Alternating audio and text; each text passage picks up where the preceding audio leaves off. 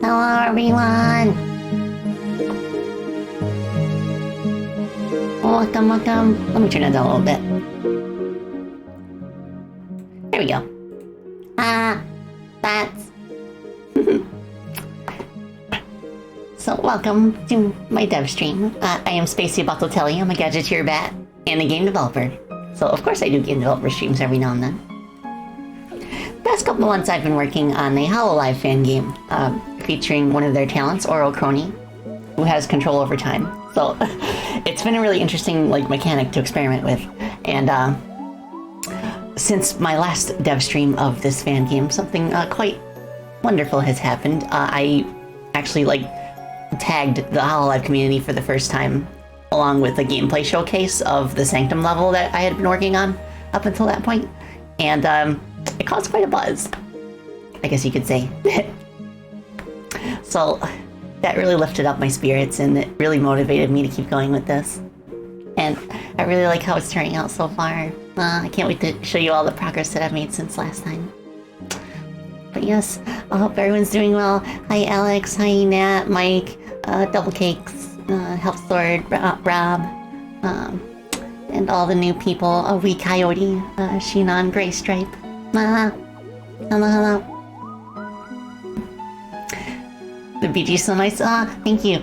Yeah, this is the main focus of this stream is I'm going to be working some more on Belltown. I'm about halfway done with it. And I'm thinking that each stage will have 3 golden gears that you can collect, and they're each placed in different missions, kind of like a 3D Mario game, for example, where you kind of pick the mission that you want at the start, and it has a slightly altered layout depending on what you choose. You're a bit sad about the recent graduation. Oh yeah, me too. I mentioned it yesterday, but I'm as shocked as everyone else about Magni and Vesper. But I just hope that they're okay, and I wish them all the best. It is reassuring what some of the other VTubers have mentioned who are close to them. So I have a feeling that they're going to be okay. Nah. Looks like a ton of progress has happened since we last saw it. Yeah. Okay. So I did put my work into the background. The buildings are no longer toy colors. They look like actual real buildings now, which I think fits the mood a little bit better. And they added some clouds and stuff. And of course, a big bell tower in the background. That will be your destination during the first mission. The first mission is to scale this tower and ring the bell, and then a golden gear will fall out. I think that'll be fun. And the second mission would have you going in the opposite direction, where you go deep underground. The underground section looks like this. Like something is off here. You get the sense, the buildings are upside down and there's some lights and stuff. Yeah, and I still have to figure out the mode of transport of how you would get underground. I'm thinking some kind of elevator or lift, which I might work on this stream. Cool underground, thank you. Well, okay, so let me just play what I've got so far.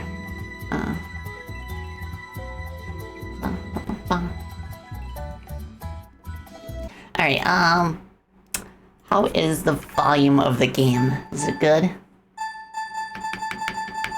Compared to my voice. Sounds good to you? Okay, I'll take Sippy.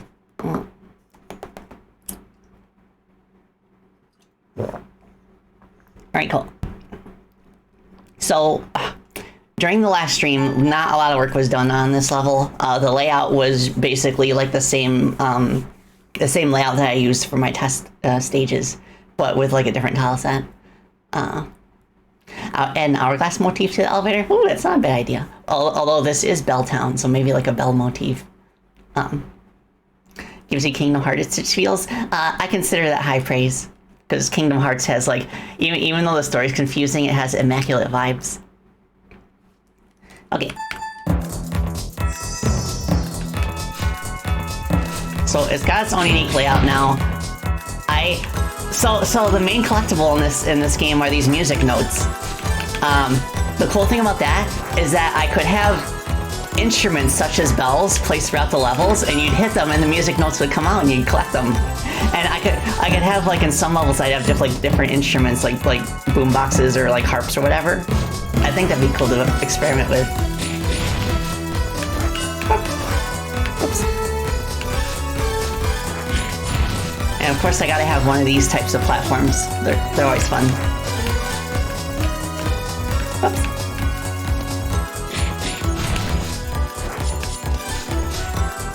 The bells and the music are so good. Ah, thank you, Nat. And this little guy is finished up. I gave him sound effects, and he also behaves a little more consistently than the last time. And he also respawns like the other enemies, I think, but you have to be farther away for it.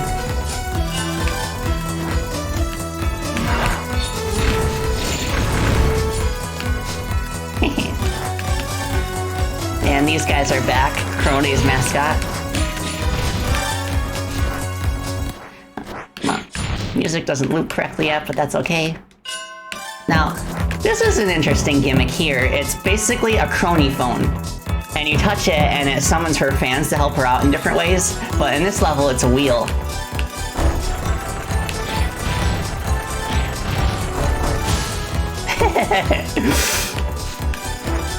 I really like how that turned out. It feels so satisfying, even though it's not inherently necessary. But I'm thinking maybe there could be like barricades that only the wheel can knock down. Yeah, I love how it breaks too. Also, this would be the elevator that takes you down to the underground. I'm thinking maybe you could just press down and it would go downwards. And I added like a 3D clock effect, well, a gear effect to it. I could show off how that works actually. It's pretty interesting. Once I'm done with this. Also, I have another Chrono phone over here in case you want to go the opposite way.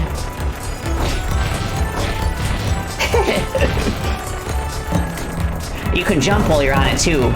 Also, if you hit an obstacle while you're riding it, you get bumped like that.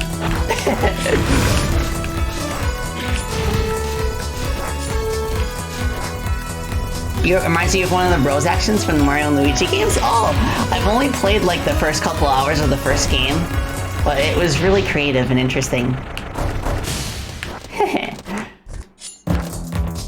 I have another idea for a different Chrono phone effect, where instead of a wheel, you'd have like a tower, and it would be kind of like in Super Mario Odyssey when you capture the Goomba stack, basically just like that.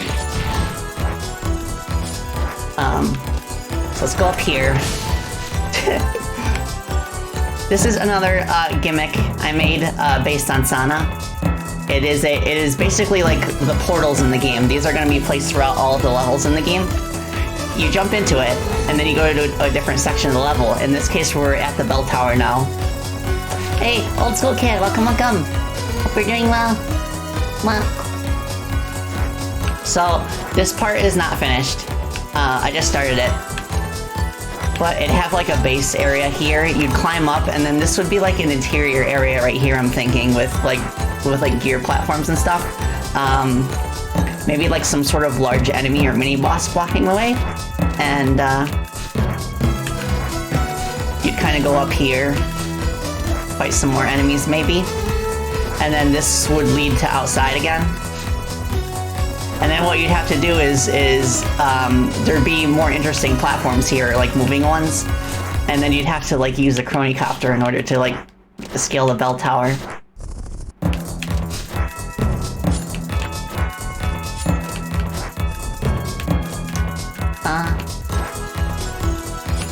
Oops.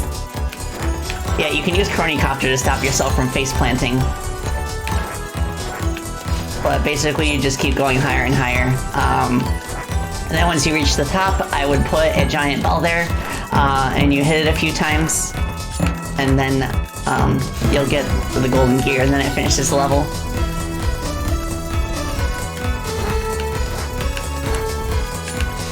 And the cool thing about this is that, let's say you fall down all the way, you can rewind. And it's like, okay, problem solved.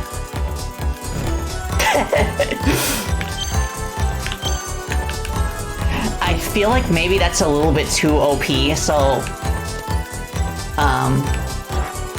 I feel like the rewind should be like situational or tied to some kind of like consumable item. Because I also feel like it's not very useful in most situations compared to stasis and haste.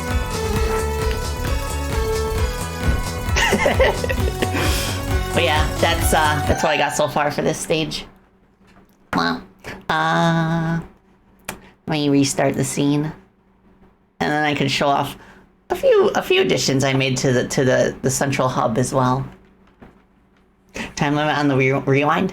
I've also been thinking that maybe you would need like a consumable item in order to rewind properly, kind of like the sand in Prince of Persia games. And if I do that, then I could bring back the effect where it heals you, so you could use it as a way to like heal damage in a roundabout way, I suppose. All right, where's the hub? So this stage has been here for a while. It's just like it'll eventually be the central location where you access all the stages. Gyrus is still there.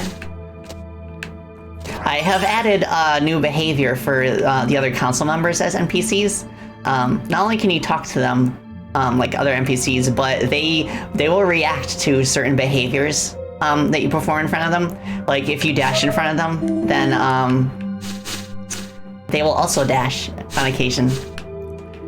And they'll do the same thing with jumping. So they just kind of like mimic your behavior a little bit.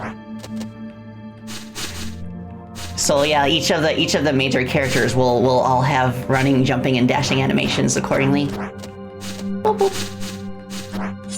Also, yeah, if you noticed, I have dialogue portraits for most of them as well. Dialogue's a placeholder for now.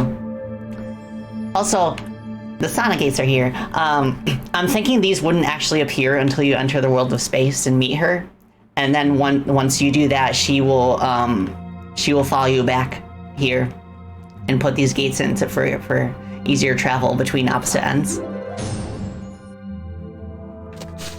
Yeah, Iris is here. She also has dashing and jumping animations. I still need to work on animations for the others, so that's why they're not here. Yeah, she has a dialogue portrait as well. They look great, thank you. The cronies can still not be talked to, but they can still be attacked. And then Gyrus has not changed at all. All the sprites and portraits are so good. Thank you. Okay, so that is that. I could show off. Let me put music back on. Okay, so. Hey, Ozzy. Hey, Ozzy. Welcome, Raiders. Welcome, welcome. Hi.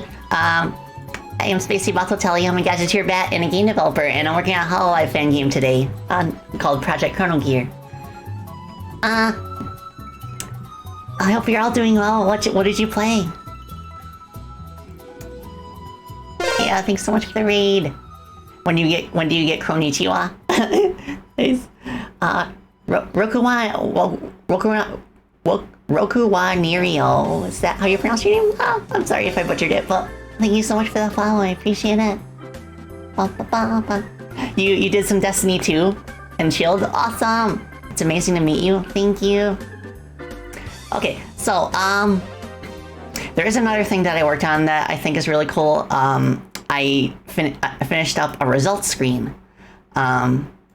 which will appear. I'm thinking that what will happen is that you'll collect the gear, you'll exit the stage, and then when you enter the hub, that's when the results screen shows up. Kind of like in Super Mario Galaxy, for example. If I just play the scene by itself, then it will pick like a random set of stats and rankings that you can see.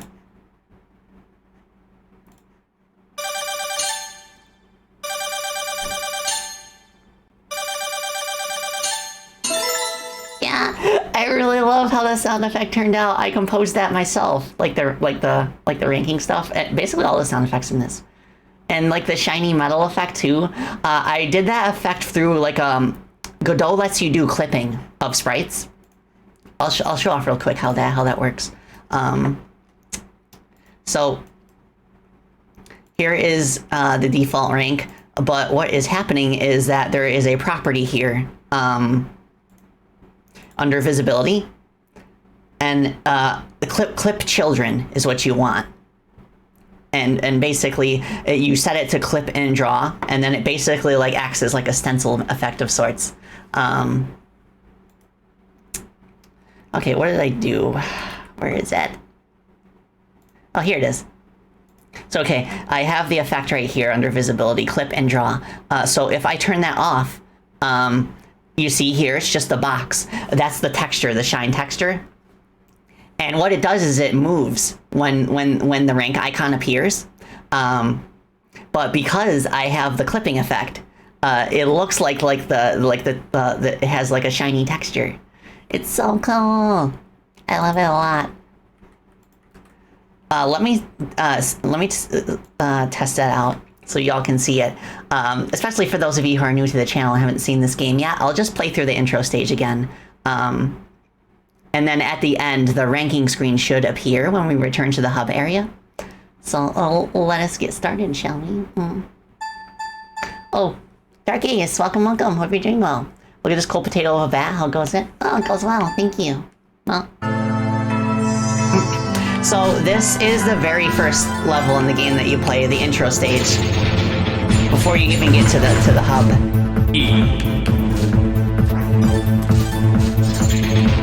We're basically traveling to the hub. This isn't the same location as it, so we're kind of like storming it so we can take it for ourselves.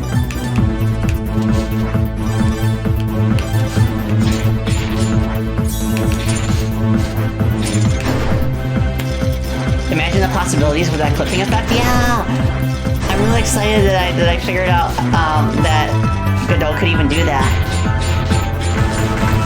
There's just like so much potential for cool things.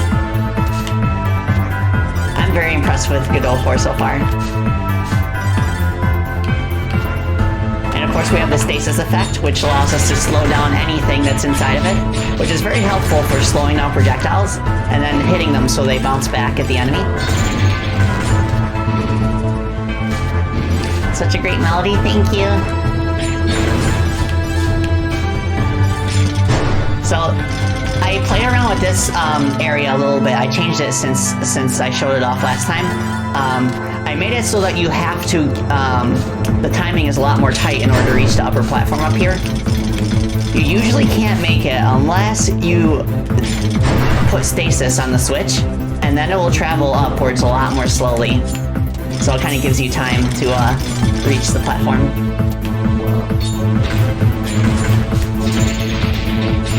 So I think that's a nice way to kind of like let players like experiment with the applications of that in the very first level, without making it like a required thing to know. But it will be required for certain like puzzles later on.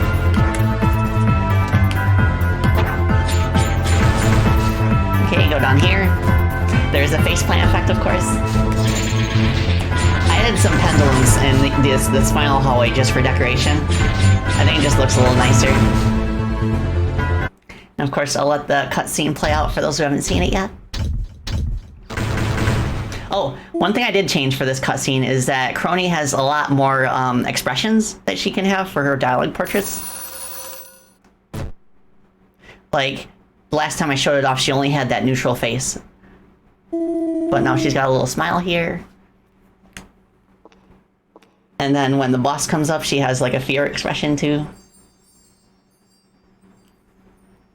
The smile's so subtle and sweet. Thank you.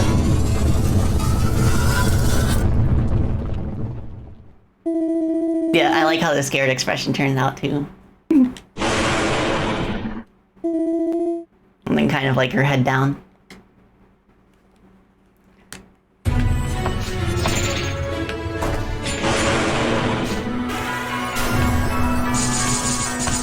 So you can jump in the cornucopter to destroy those and get yourself some free space if you have nowhere to run.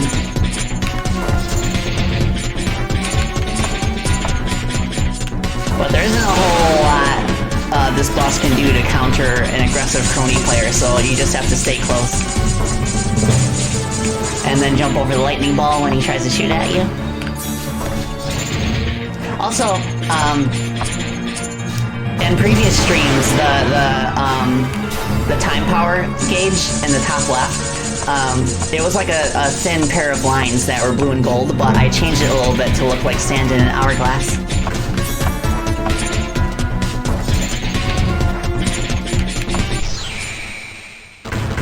There you go. So now when we collect the gear, it should take us to the hub with the results screen. Good job, thank you.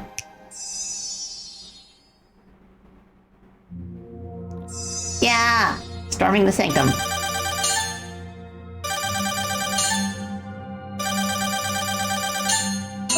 Let's go! B rank. Nice! Yeah, I like how that looks. I don't know if I want to actually have the result screen when you return to the hub, or if I want like a separate like screen entirely for it, like one that has kind of like a more cinematic close-up of Chrono, like holding the gear or whatever. Because I'm not sure if every stage will have its mission be collecting a gear. I don't know. I'll think about it. You did really good. Thank you, Creeper. Okay. Let's jump around here.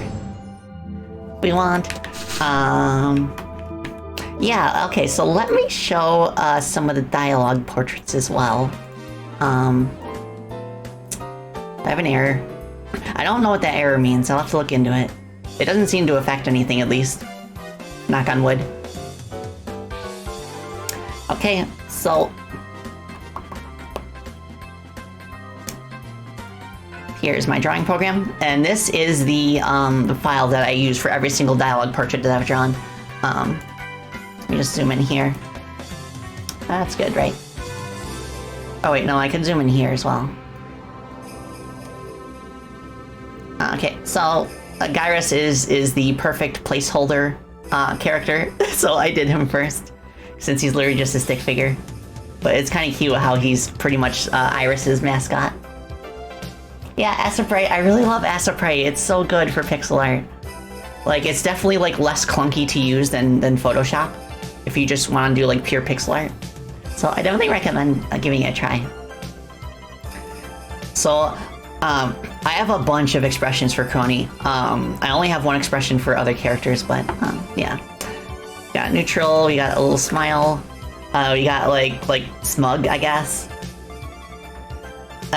Like, I guess this is like when she's being like cheeky or like holding back laughter. And of course, like the noble woman's laugh. She just like has that vibe.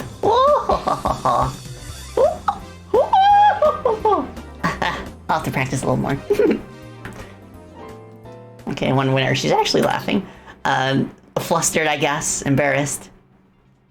I think it looks really cool too. And a really cool technique that I figured out in order to save myself time and energy, so my hands wouldn't get sore, is that I only have like 3 or 4 body poses, like separate body poses for Chrono.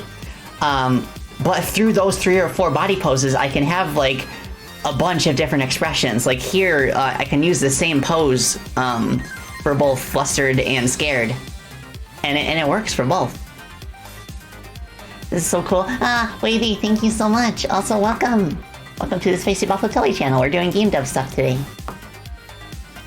So that's a really cool technique I figured out. This one is where, like, she's like, haha, very funny. She's trying to pretend that everything's fine. This is her "this is fine" look, I guess. This is fine. Yep. I'm not about to die horribly. And here is with her head down, which could have many applications. She could be bowing in respect. She could be, she could like feel dejected. She could feel very tired. And since you don't have a clear view of the face, that is what leaves everything open to interpretation. So that's a cool thing. You saw a shadowing warning? Oh, right. This, hold on. I'll turn it off. Yeah, this thing. It's when I create a variable and recreate another variable with the same name later. So if I have a parameter A in function, and in that function you write var A, and Godot tells you just to make sure you know what you're doing. Oh, okay, it's not necessarily a problem. Okay, that's good to know. Alright, thank you for that, for the useful advice. Carry on. Okay, so there's that. An angry expression, of course, because she gets angry quite easily. And then a very angry expression. I might have like multiple like forms of anger, because I think I need something more low-key than these two. But I really like the way it turned out. And then now we get into the other council members that I've been drawing. Iris, of course. Else, I like how it turned out. I tried to make the colors match between their avatars and their in-game sprites. I also tried drawing Iris's wings on either side, but I don't like the way that they kind of clip due to the size limitation of the portrait. So I just like left them out. Sana, of course. Sana's appearance, Sana won't be as prominent as the other council members, but she'll still show up like after you enter the world of space, since that's her domain. And then like she'll help you like get around like fast travel and stuff, since like space has to do with like teleportation and transportation. Okay, and Fauna, who is the keeper of nature. I'm thinking that she would have to do with anything related to like healing you during the levels. So I still oh my goodness, thank you. My apologies. She would have to do with anything that heals you in the stages, so I have to think of an item that is kind of connected to her. Aside from her golden apple, which is there's only one of that, and she always carries it with her. So I'll have to think of something else, maybe like potions or something. And then Mume, who is the guardian of civilization. Oh, Wavy, thank you for the follow. I appreciate it. Thank you so much. I better take sippy before I get a coughing fit. Oh my goodness.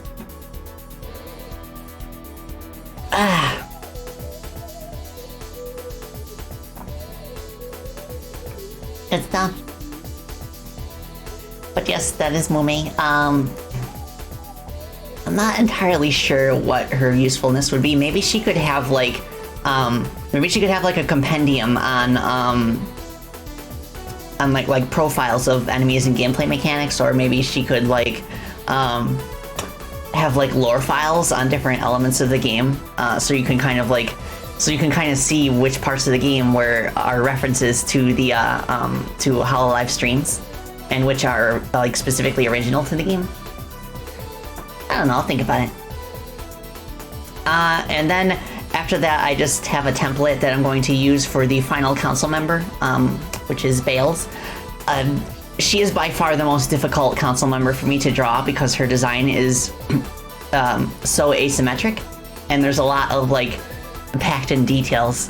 I have, let me see. I have a reference.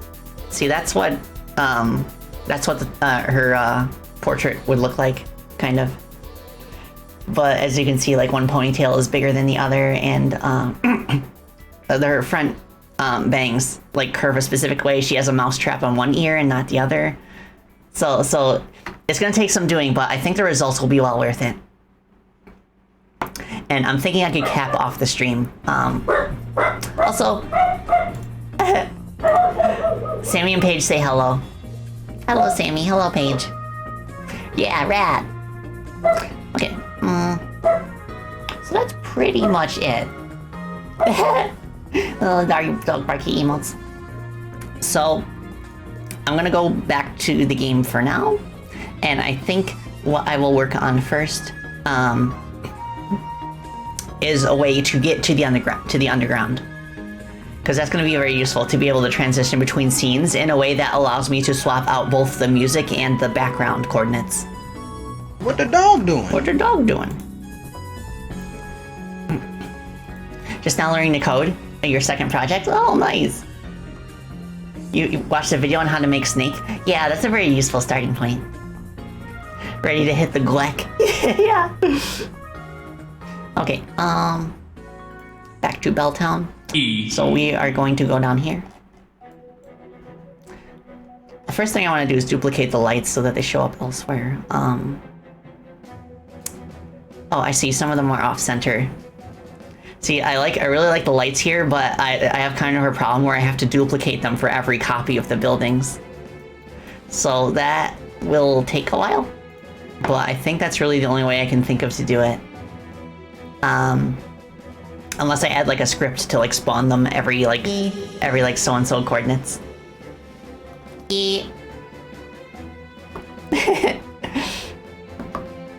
Alright, let's see. Okay, we go to the parallax background. Okay, so I think that's the one that is messed up. Ah! Blue alert, thank you for the follow, I appreciate it. Welcome, welcome. Hope you're doing well. I'm just gonna move this over manually.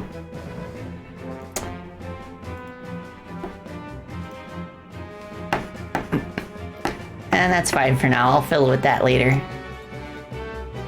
But for now I need to figure out how to... I'll need to add a script to this gear lift. I think I'll just make it simple for now. I'll make it so that if you press down when you're standing on it, Chrono will go move into the center, and then it'll just kind of travel downwards, and then I'll have a screen wipe similar to the one that I use for the Sonic gates. And then it just kind of like transitions. Maybe it kind of like, it goes down, stops here, transitions, gets repositioned like somewhere around here, and then it just keeps going downward until it reaches this spot right here. And then from here you can just kind of explore like a small room with like a time puzzle with a reward if you get it. But like in other missions you'll be able to go even deeper into like puzzle territory. You keep hearing Sonic gates, so yeah. I guess if I pronounce it more like sauna gates.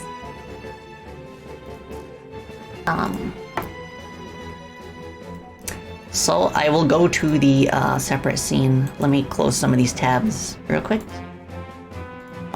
This was a little test stage I was using to test the gimmicks. Let me clear this. So this is a gear lift. This is what it looks like just in the editor, but when I play it, let me move it to the center real quick. When I play it, you will see that it rotates in a very interesting 3D sort of way. These are all just like, every single component that makes up those gears is, okay. So they're made up of these side gears.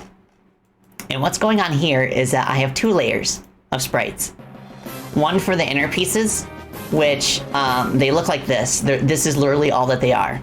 This is the piece, like the little bit of shadow in between each like spike in the gear, I guess. And then there's the outer component, which is these blocks right here.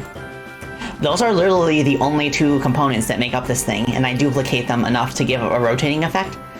And what goes on is that I use trigonometry to position them in a way to where the farther left or right they go, the smaller they get horizontally. And in addition to that, the farther away from the center they go, the darker their color gets. So that gives a very nice 3D effect that looks like very convincing without actually being true 3D. So play the scene again, and then we can see the effect in motion. Yeah, you can kind of see now the separation between like the gear spikes and the shadows. Something else I did in order to give even more convincing element of depth is that I made it so that like the shadow bits, they don't travel horizontally as far of a distance. Like the distance they travel is just a few pixels shorter. And like that gives like the gear like much more cool pseudo 3D effect. I've gotten very good at like pseudo 3D effects over the years, and I think it adds a lot to like the old school the old school feel of my pixel art games. Like, it's very reminiscent of a time when developers had to come up with tricks like this because they couldn't render 3D polygons at all. But it's so good. I like it a lot. Oh, Baron Bro, welcome, welcome. Hope you're doing well. Hope the Hika fam's doing well as well. Oh, thank you for stretch and hydrate as well. I will take Sippy and stretch. The fact that it's not perfect makes it feel more retro. Yes, exactly, Noob Junior. I do the same thing with the Chrono wheel. Which I can pull up the test stage real quick, and show that off again for those who are just joining us. Okay, where are we going? Where's the stages? Here we go. Alright, play this scene. So yeah, this is where I was testing out all the gimmicks. And if you'll notice, the Chrono wheel is just made up of like dozens of individual sprites that also move with trigonometry, but in a more circular fashion. And of course I drew individual sprites for the cronies, like just like tumbling, so that you have different angles.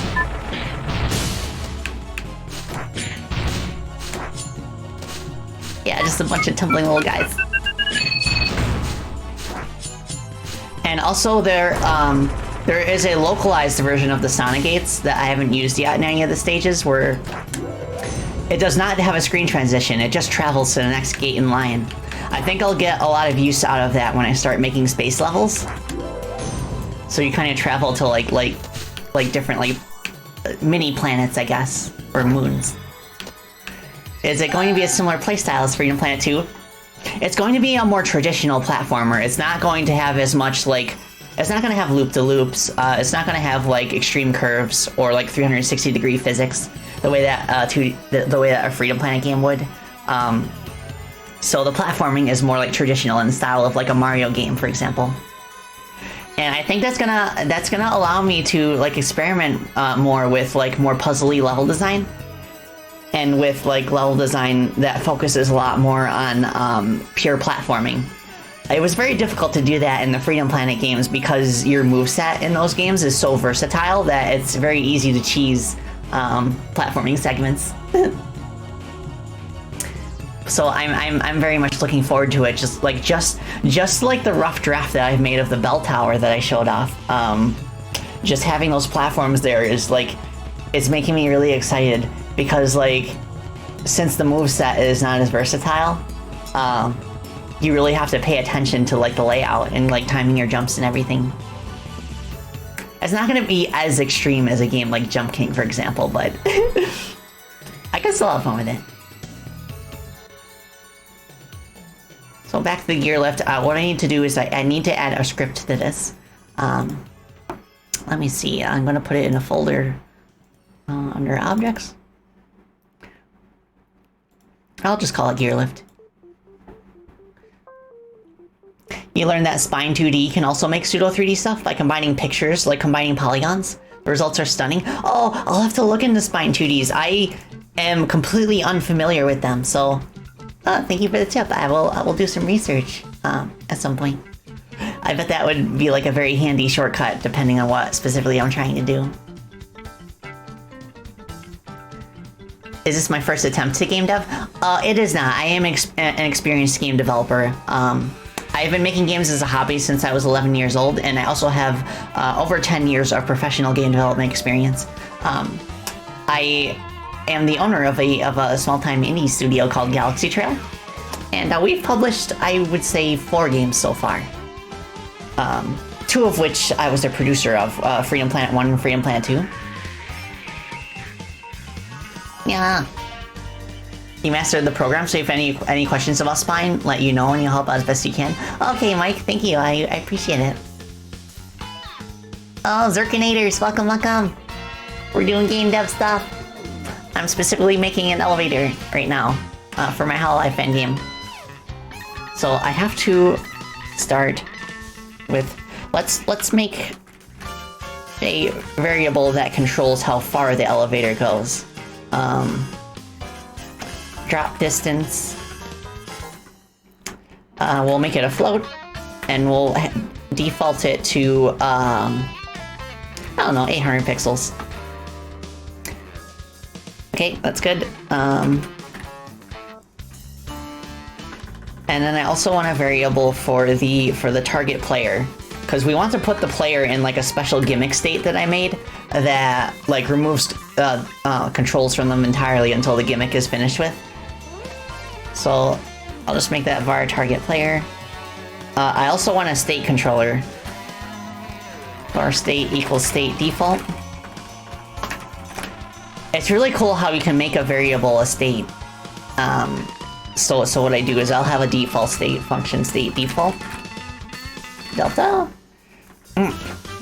I'll just leave that there for now. And then in the process method, what I do is I call that state. And states are very useful because otherwise your code is just going to be like a big pile of spaghetti in the process method. And it's going to be buried in like lots of if statements. But by switching between states, it keeps things very simple. Looking back at Christmas Time Heroes, the self-healing gimmick was taken for granted for that notorious final boss fight with Lord Sled. It's been so long since I played the game, I don't even remember what the mechanic was. But well. Spring Tank, welcome, hope you're doing well. That's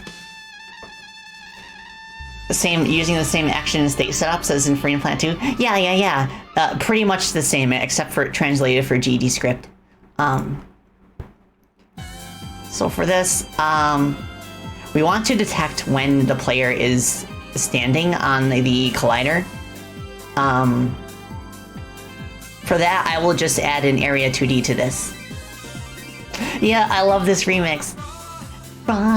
Fries, I wanna fry sky high. I wanna fry, fries. I wanna fry sky high. Every time I hear him sing "I wanna fly sky high," I think of French fries. I wanna fry, fries.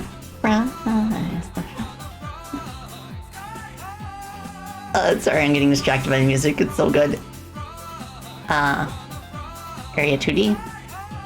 So this will be the sensor that detects when the player is actually standing on the elevator. Sensor touch, I guess. Feeling good. Blue sky. Blue skies I see. Blue skies. Blue skies I see. That should be enough. If just the bottom is touching, then maybe I'll just move it up a little bit. That is good. Maybe a bit smaller.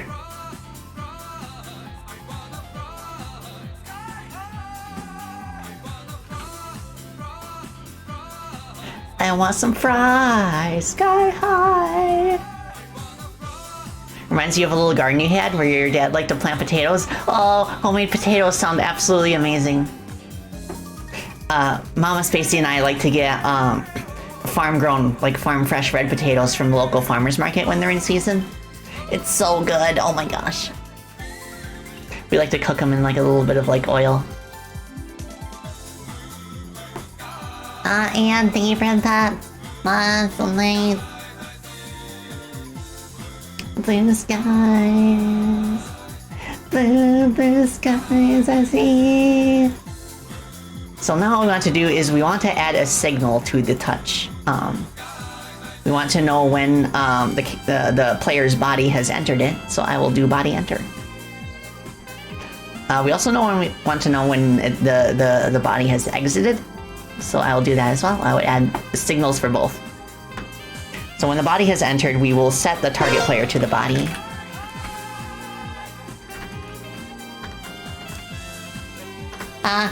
Finally caught one of these. Game dev streams are awesome. Firo, welcome. Hope you're doing well. Also, thank you so much for the follow. I appreciate it. Oh, hi, other Alex. Hope you're doing well as well.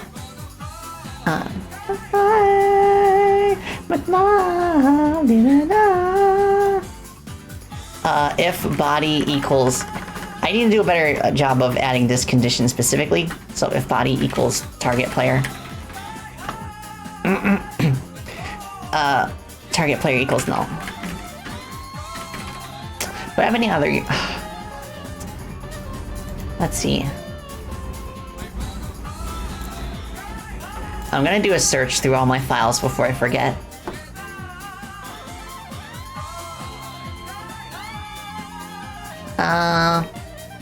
That's fine. So if site equals body.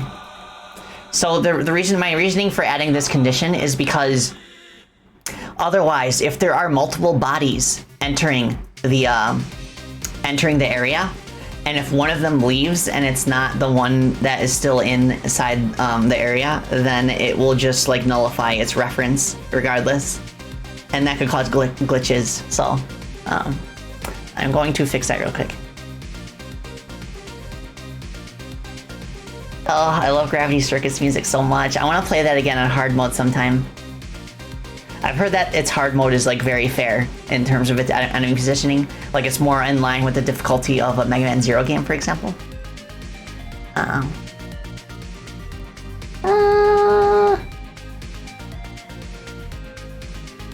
If body...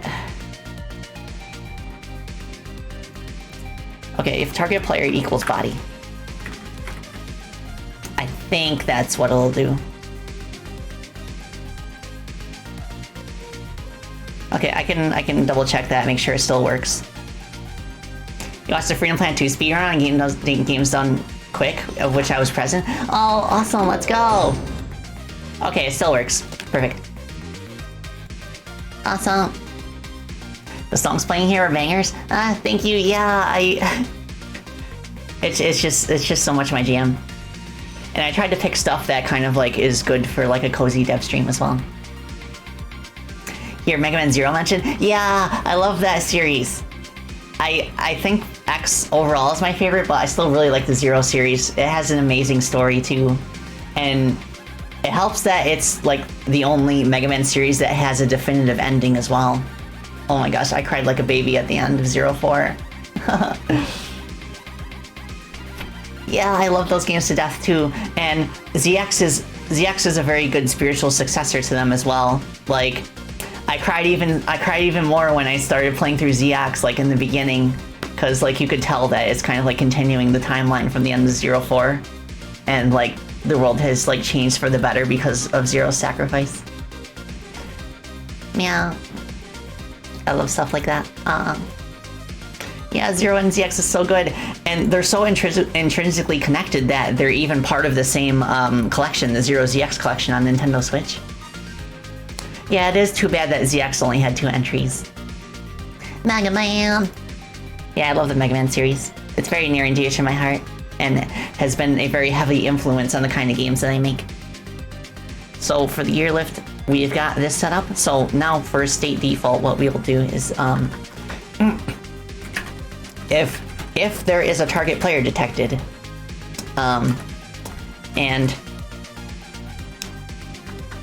okay, I'll just do that first, and then I'll check if the player is dead, because I don't want them using the lift if they're just a corpse. Oh, also before I do that, I need to add a condition to the body entered to make sure that it's actually a player. What I could do actually is that I could add the condition for whether or not they're dead into the the signal instead. So if body dot has method, and I believe it's get KO state,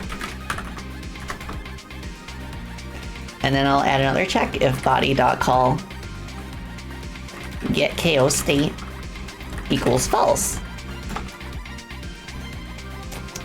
Yeah, let me double check that and see if that's the case. Yeah, here, you dead. Oh, you're trying to get through Palace Courtyard with an Rainbow S rank? Well, good luck with that. Because, like, you actually have to defeat Murga in order to get it.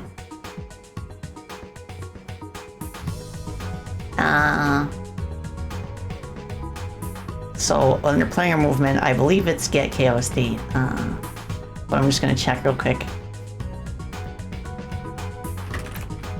Yep, that is it.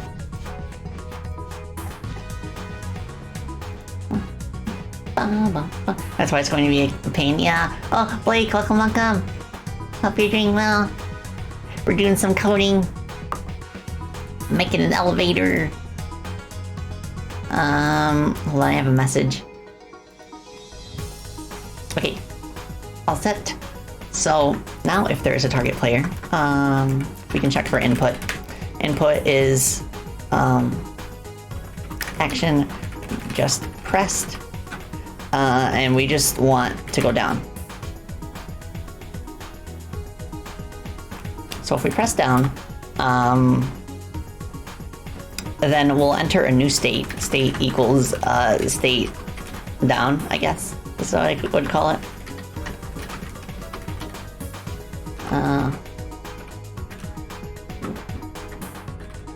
And then what we also want to do is we want to put the player in, I'll just recycle some code from the Chrono wheel. Where'd you go? There you go. I'm gonna recycle some code from the Chrono wheel where we actually call a series of functions for the player. Here we go. Set gimmick, which will basically tell the player what gimmick we are interacting with. Which is very important because otherwise we could still like move around during this. So set gimmick and self, which is basically like the elevator. And then set player animation to crouch. I guess.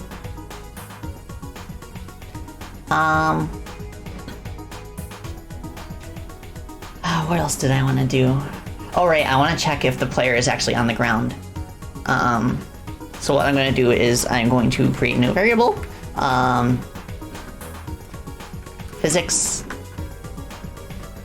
equals target player as character body 2D. This tells the Godot that the physics bar,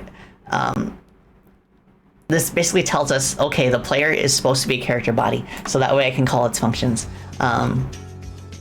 So now, if physics dot is on floor, that should work. I think so. Well, let me try that again. Oops. Yeah, there we go. Sweet. So now it should be fine.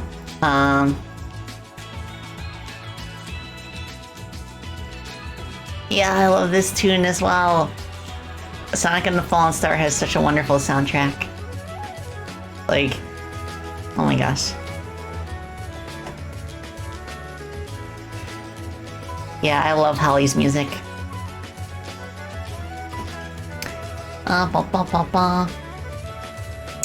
Still getting close. I must have missed something. You had a friend of yours make you a rig ready art a few years ago. Nice. So for down, what we are gonna do is I need some, like, I want to have like a build up to the target speed that we want to go to. Okay, so what I'll do is I'll add var drop speed. Make it a float. And let's go with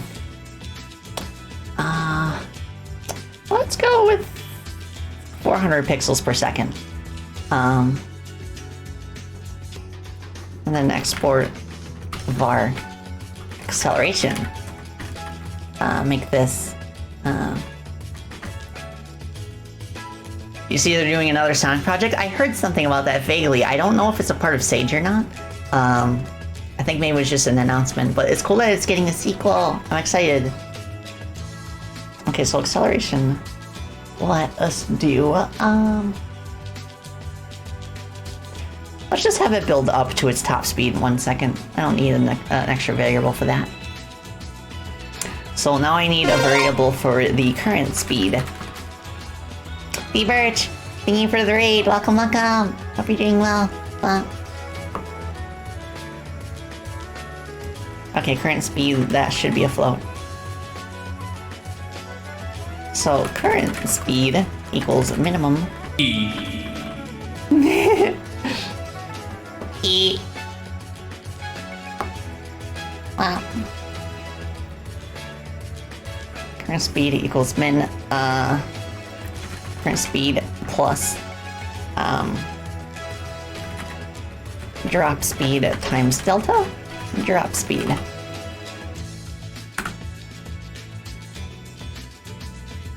And then from there, we can make global position dot y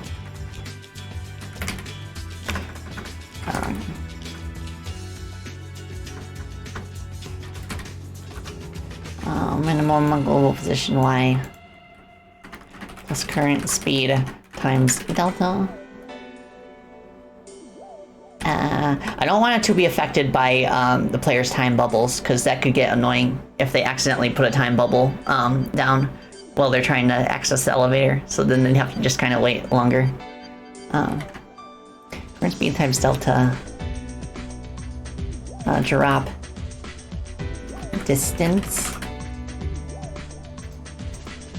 And just so that I don't have to travel to the level itself, I will put a gear lift here. So I'll move the player over here. I'll just put you here. And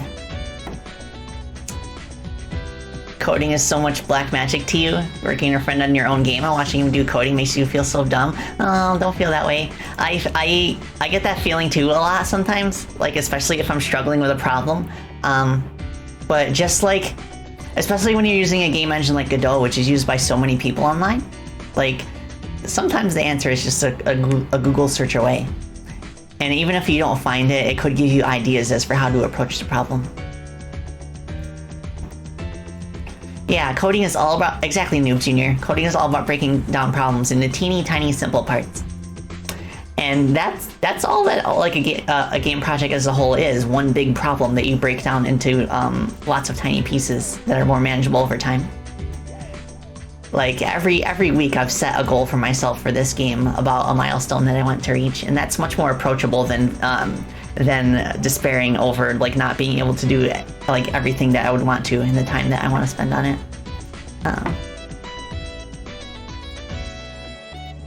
So I'll keep working on it a little bit at a time and then see how far I get.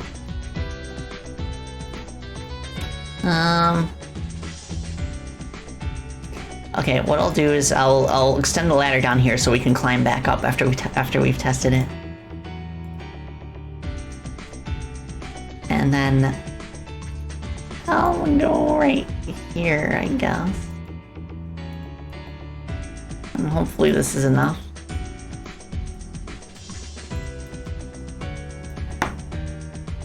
Ladder. Draw a ladder right here. I love Godot's tile map too. It makes things so much easier. That's another benefit to the fact that this game is more of a traditional platformer. Because Freedom Plat 2 did not abide by a tile set or like a grid or anything like that with its terrain. But here everything's grid based, so it makes it much easier to build levels and test them. Yeah, exactly, Eps. Everything is hard until it's not. Strider, welcome. Hope you're doing well.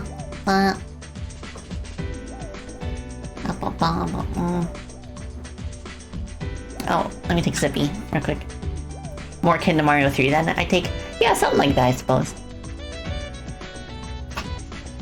Or like a Mega Man game. Or Castlevania, I suppose. I almost feel like this game, like aesthetically, is starting to like feel like a mix between Castlevania and Super Mario Galaxy. So, where is the lift? Gear lift. Where'd you go? Oh, Crimson Rain! Thank you for the follow! Welcome! Hope you're doing well.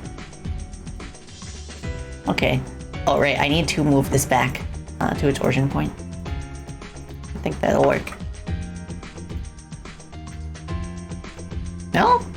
Why not? Oh, right, that's a script, not a scene. So I need this. Oh, that's a little bit off-center. I wonder why.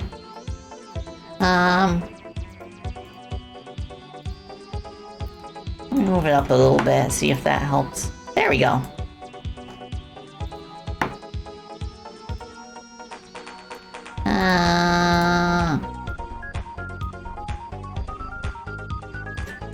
Getting vibes of both of those. Nice. Vano Gaming, welcome, welcome. So many fresh faces here today. I hope you're all doing well today on this most Friday of Fridays. A Mario Mania. Like, if you think about it, a lot of the 3D Mario games are kind of a Mario Vania. In terms, if by Vania you mean non-linear. Yeah, Friday in California. Nice. Okay, so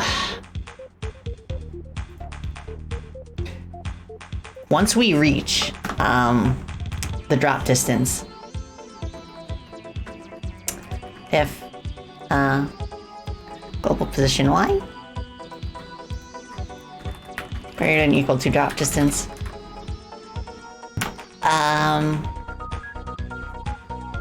then we want to kind of reset at the origin point.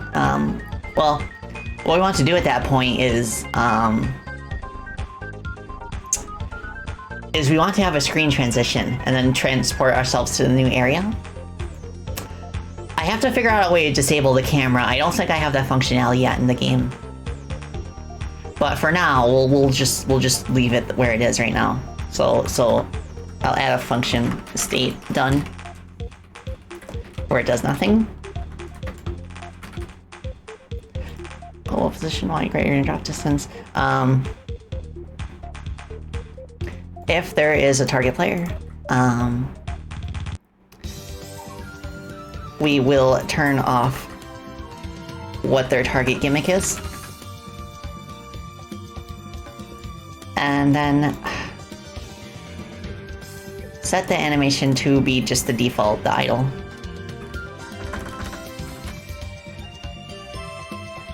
Yeah, it's Wahoo time. And then state equals state done. And just for added effect, I'll add a screen shake when it hits its destination.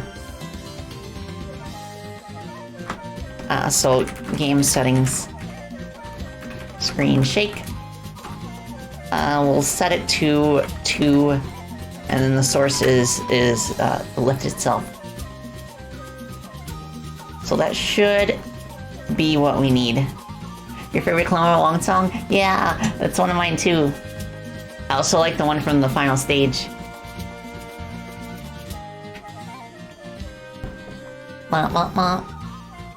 Have I ever used all 32 gigs of RAM in my rig?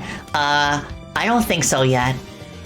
Like, what the rig I have is kind of overkill for the kinds of games that I produce and play. But I have a feeling that it's going to come in handy eventually, because there are a few more recent games that I want to sink my teeth into. It also has come very much in handy for playing like PS3 games, for example, because you need something fairly powerful in order to play even like Ridge Racer 7, which is already very heavily optimized for that system.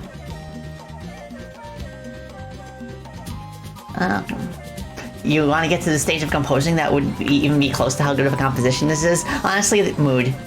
Like, that's the cool thing too about working on this game by myself is, like, it's the first time in a really, really long time that I have been like the main composer of a soundtrack. and it's kind of like forced me to like think outside the box and kind of like experiment with styles that I'm not usually used to. But I do not mind collabing with other musicians eventually to kind of like really get the mood that I'm going for.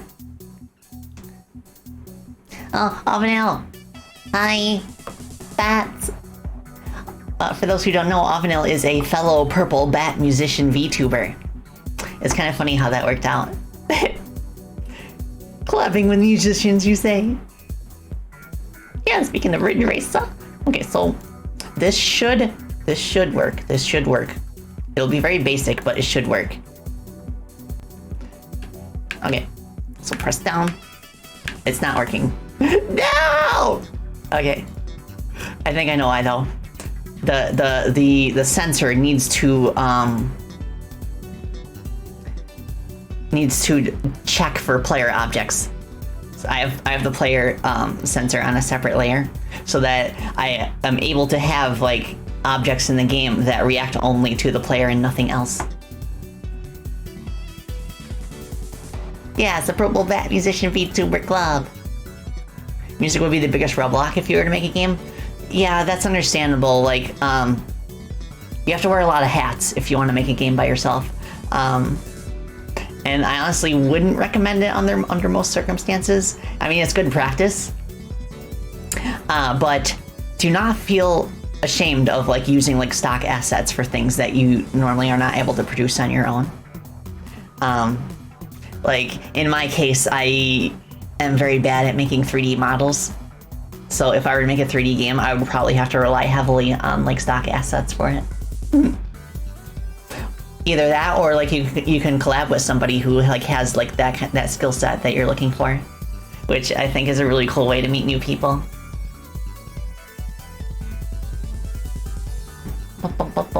Okay. Okay, so now it should work. Whoops! What's going on? Why are we not moving with it?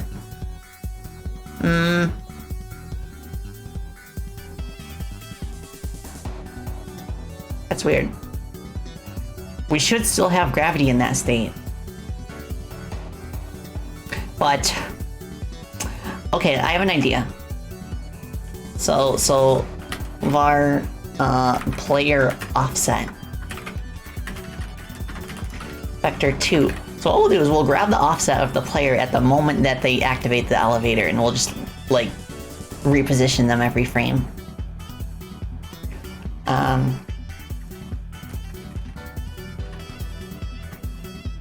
Because target player global position minus the global position of our elevator. So now, if there is a target player attached, then we will force their global position to update. Position player offset. And that should work. Wait. We need to set it to the left position first, and then add player offset. Okay. And that should work. Wait, is that true, Rob? Dust Developer did everything by himself? Well, I mean, besides the voice acting, of course, because I know voice actor friends who were in that project. But that's amazing. It's so awesome. Same with Cave Story. Yeah, Cave Story is one of the more famous, like, one-person development teams. And of course, also Zune of Toho fame. You did hear that Dust was a solo project? Let's go! That's awesome. Yeah, Undertale as well, kind of. I mean, Toby Fox did have a Kickstarter for it, so there was kind of contributions in that regard. The music was done by somebody else? Oh, okay, I get you. Okay, so let me try this again, and it should work. There we go. Nice! So that works swimmingly now. So that's good for that. Its current behavior is good for elevators that are confined to a local like area, I guess. But what we want to do is we want to have a screen transition to a different location. So, how am I going to do this? Maybe I could have a separate object entirely to lock the camera in place and then cause the screen transition to happen. And then the elevator could just keep going down, down, down. That could work since it's connected. Thank you for head pats. Thank you, Darkhead. So nice. Yeah, I think I might have to do that. Yeah, I'll have a separate screen transition object. So what I'll do, I will, we want to set this up the same way that the actual screen transition is going to be set up. So what I'm going to start with is a camera offset node.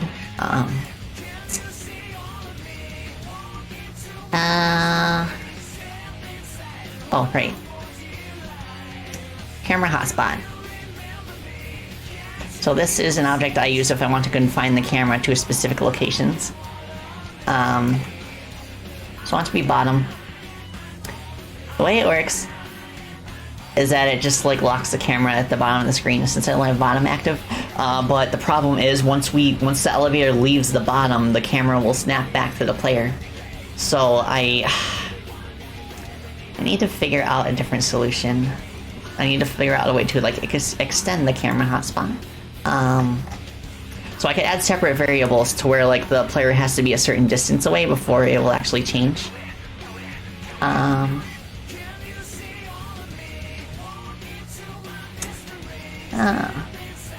Wish more people knew about it. Yeah. Alright, let me see. Ponder. I had a system for this in Freedom Planet 2, but it was a little bit convoluted, and I want to see if I can simplify it. I guess I could add separate floats. Export var exit offset left float. And we'll default it to 0, which means as soon as we leave the edge, it'll be fine. Exit offset top.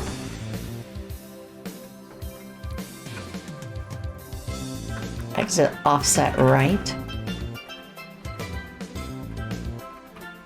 Exit offset bottom. This stage isn't tournament legal, yeah. Always will associate this remix with Super Mario 63.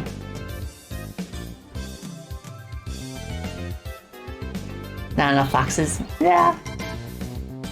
Okay. That's good, but the problem is that resetting the camera boundaries is tied to the player body physically leaving. So instead what I'll do is I'll instead check their coordinates to have left. So, let me see. So I'll add a separate process method.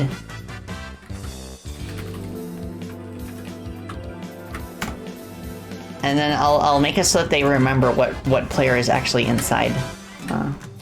Our target player.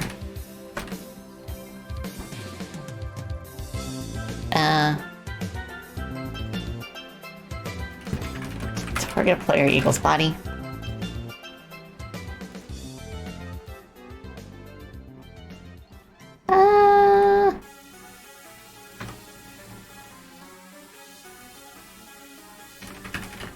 So do this, and then we'll not do any process methods if there's no target player. No target player, then we'll return. Otherwise, we'll keep going. So from here,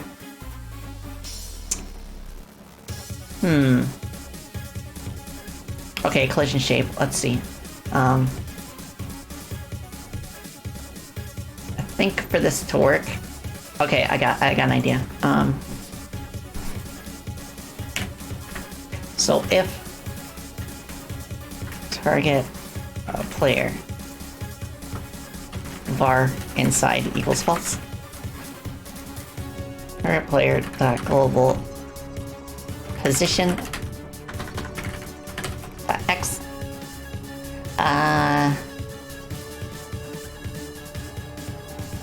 Target player position x. Okay.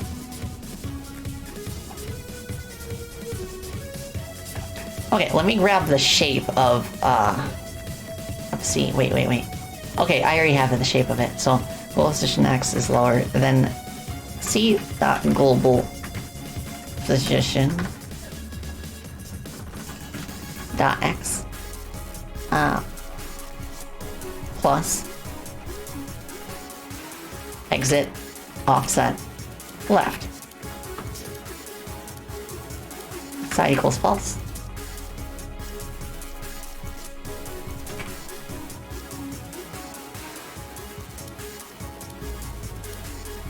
Okay, Plunder. Oh, thank you, Firo, for hydrate. I'll take sippy.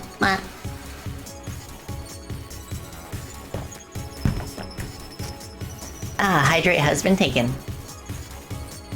Oh, I ate before the stream. Don't worry about that. I made specifically sure. I had a lobster roll. It wasn't real lobster, it was imitation lobster, but it was still nice.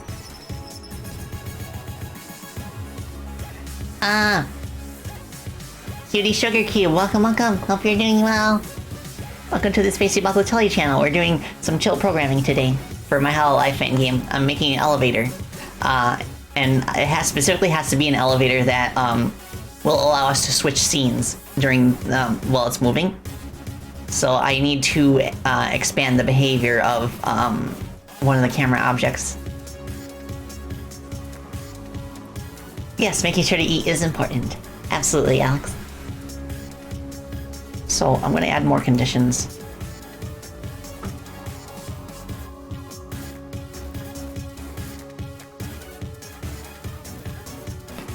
Operator. Set offset right. So now I can just kind of copy these for the top and bottom as well.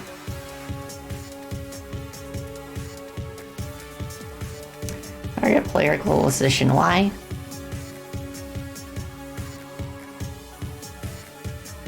Exit offset. So this is less than. So I think that's supposed to be top. Oh, I also forgot something important in this equation.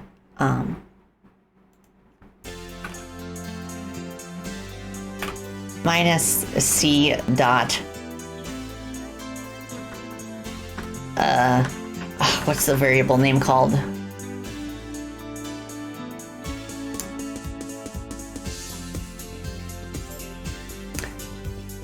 Size. Is that total size? I think so.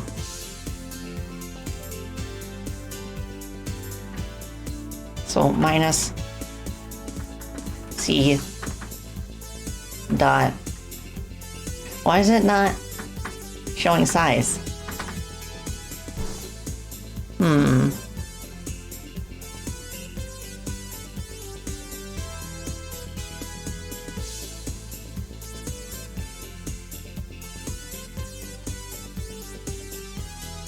It should work.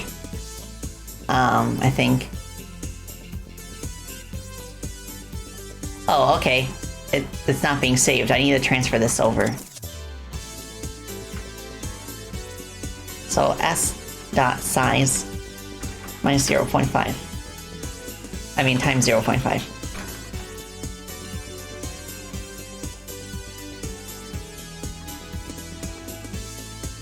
Let me just add here. Subtract here. Oh, right. I need the X sign.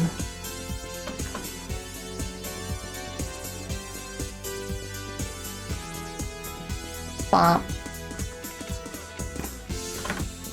Plus size. Okay, so that should work. We should still be able to leave the boundaries. I basically completely reworked the way that the camera hotspot works. so that instead of using sensors, we're just using raw coordinates. So we should start inside, and then I'll enable the left boundary again. So when we leave the left, we should, oh, right. I should, if not inside anymore. There we go. Something like that. Chill spacey coding to code and ponder too. Yeah. Seeing this programming language is what makes you know you prefer Unreal Engine's blueprints. I've heard about Unreal Engine's blueprints. It seems very like versatile for 3D games.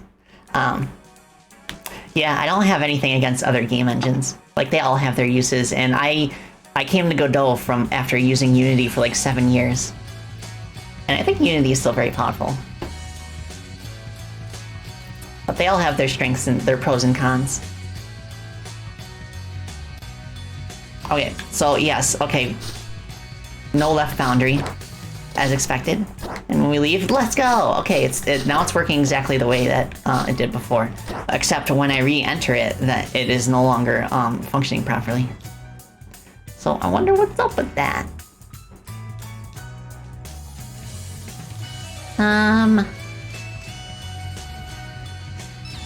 I think I know. It's because the player's bounding box, like the player's bounding box is big enough that it can touch the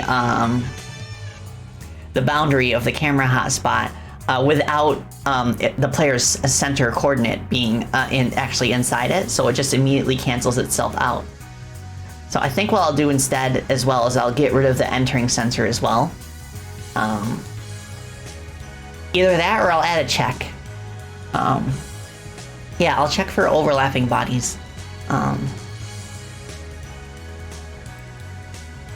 In here. So I think I could use the method of... I need to reference a different script for this. I can't quite remember the way I pulled it off.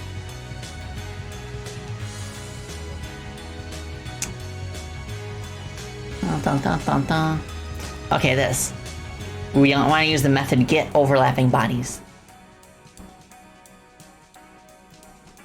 So I'm going to transfer this to the camera hotspot.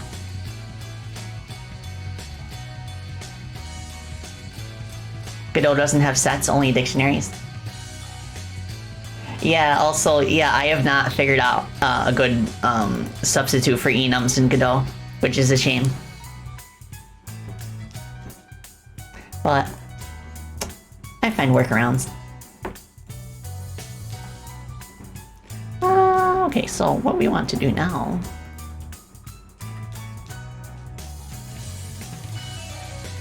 Okay, what is the name of the sensor? It is literally a sensor. Okay, so if monitoring...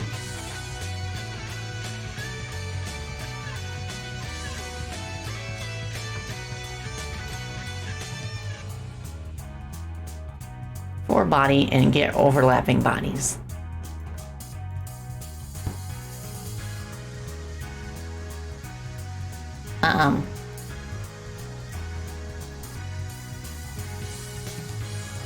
Yeah, I'll just transfer this in. But with a special condition that the coordinates have to be inside the camera hotspot.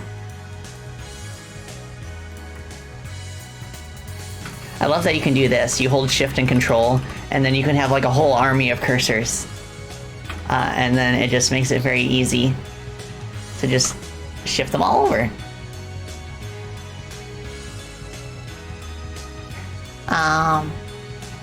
Okay, if body has method, then we will add some checks. Right here. I think I'll reuse this code. I don't want to duplicate it a second time. So what I'll do here is, I'll add a separate function. Is inside. We'll do body. And replace. target player here with body.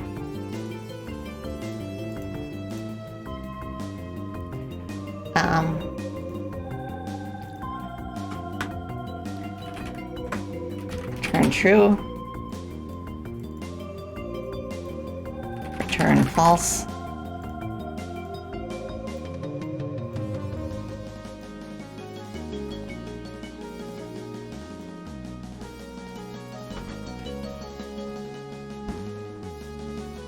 Equals is inside.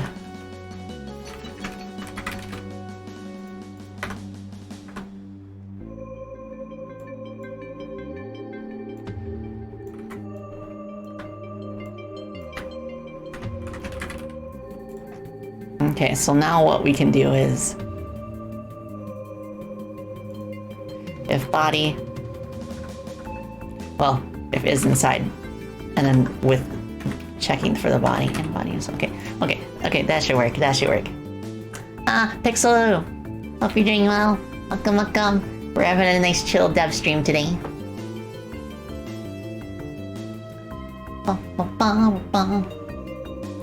Okay. So this should work in terms of the camera boundaries. No? Why not? Are we monitoring is the thing. It should be, yeah.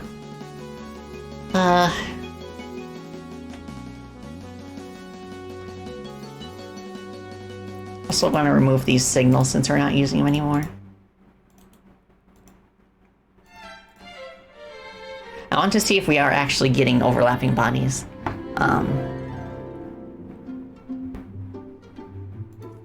So I will do a print.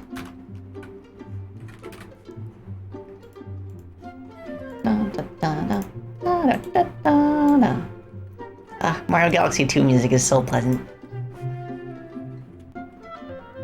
Okay. So no, okay, so it only fires off once ever. I think it's because we do not reset the target player after they leave. So target player equals null. Well.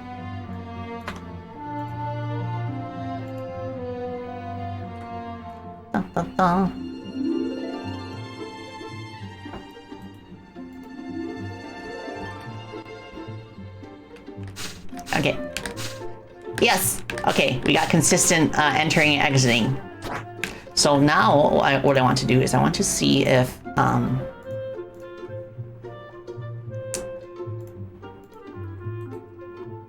well, I want to disconnect this too. I wonder why it's not updating. I also want to add a way to modify the collision shape through the parent. Because otherwise I have to make this local in order to do the same thing, which is very annoying. Let's set this to -200. So it should take a while. Like I'd have to travel pretty far away before it actually like snaps back in place. Yes, let's go. Okay, so that's exactly what we need for this elevator.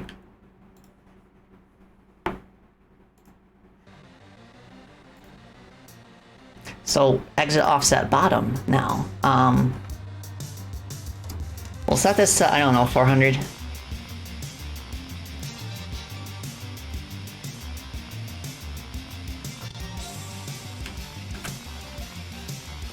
Nice!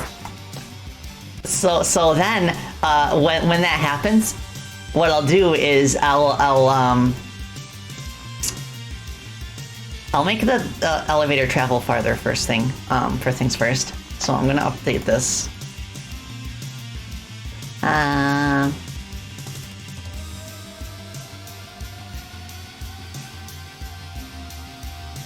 Something like that, I guess.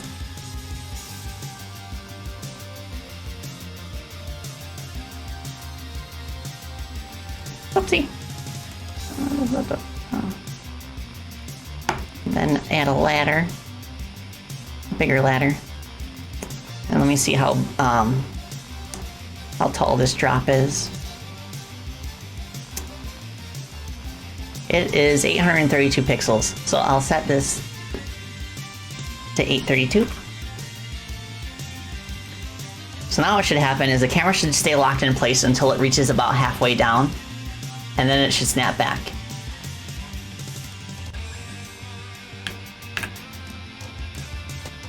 No? Is it did I go too far with the exit offset bottom?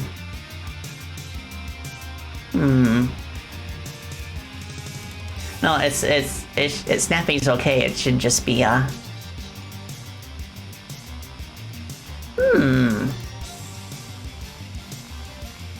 Did I do the condition? Did I get my signs incorrect for this? Because I believe down is positive in Godot. Greater than goal position Y. Plus.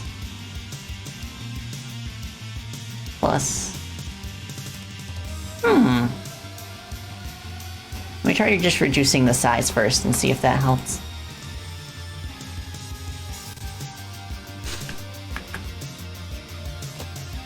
No! It's not returning at all. Like left and right works, but not up and down.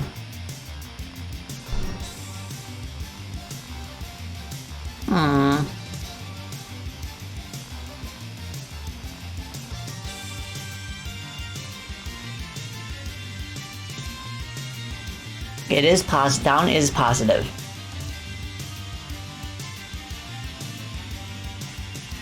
Yeah, it's kind of funny because the orientation that Godot has matches Click Team Fusion, which is the first game software I ever used. Unity reversed that, and then Godot reverses it back to what it originally was.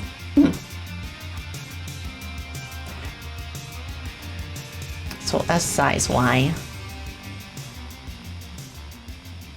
It should work. Why doesn't it work?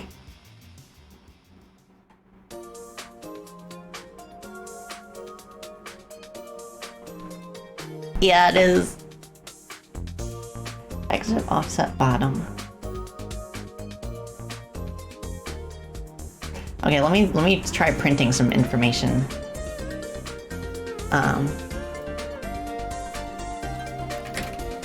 For starters, I will print the body's global position. And then I will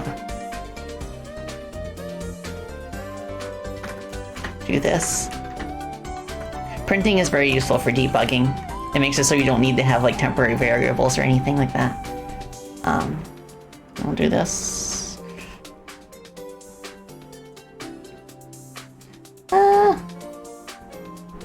Oh, thank you, Pixel overhead pats. So nice. I wish I didn't have to spend time bug fixing on stream, but it's fine. Your company is very much welcome. Gives me good luck. So now, what we want to do is I'll just add this. I think that should work.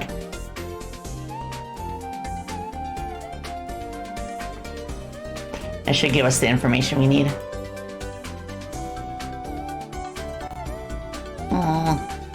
No? Okay, fine. I will convert to string first.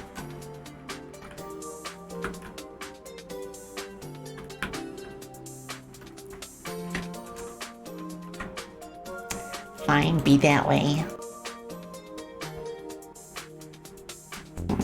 Okay. So I'm seeing in the console information there that the values are different. But the final value that it's looking for is way higher. So that's weird.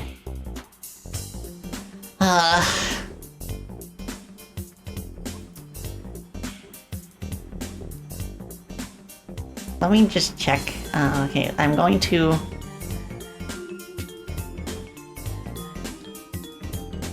I want to see what it says for size.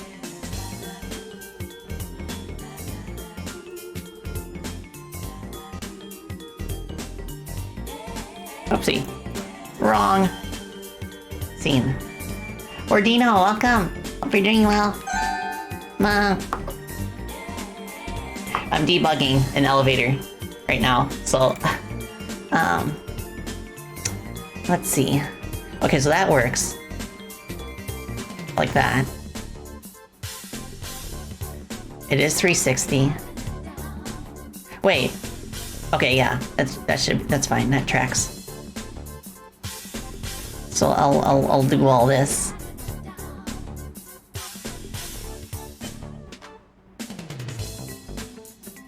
So plus 400 is what.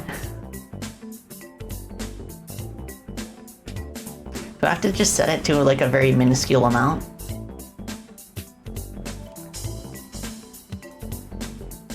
Is that what's going on?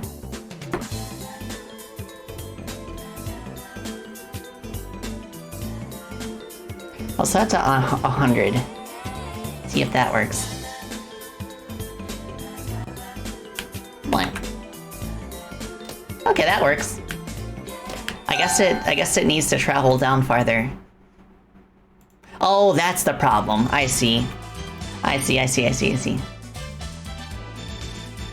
Its drop distance is not as much as I expected it to be. Why is it only going down that much? So it's the gear lift that's the problem. I did a boo-boo. The lift checks for the drop distance in global coordinates when it should actually check for the distance relative to its starting location. So I need to add a new variable for start location. For start position vector 2. Start position equals full position. Spacey boo boo tally. That's a good one.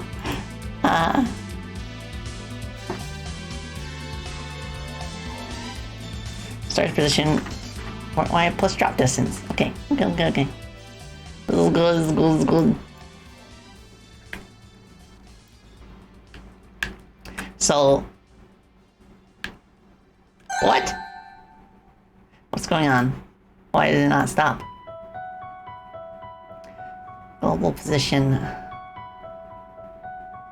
Did I set that to global position? I did. Why is it taking forever?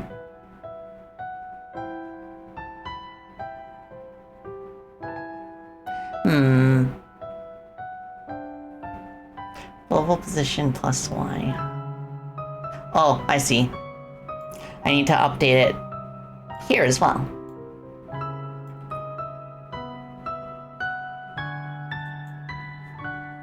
There we go.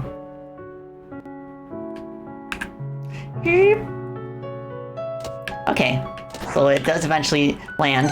So what I'll do in the actual level is I'll mask the jump, like the camera's jump with a screen transition. But I'm afraid it would have to be too precise. So I think what I need to do is actually physically stop the elevator, then play the screen transition, and then make the elevator keep going. So I'll do that. So I'll do I'll add a separate variable for drop camera transition.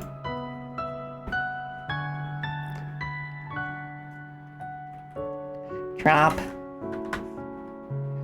camera. Drop screen transition. And by default, I will set it to halfway.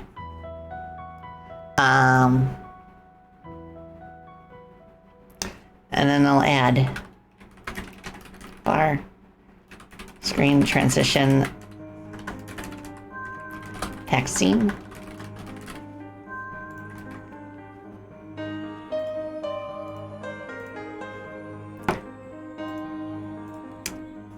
Let's do a traditional screen wipe. That's fine. So now, if the screen transition has a value assigned to it, then we'll stop there temporarily. So far.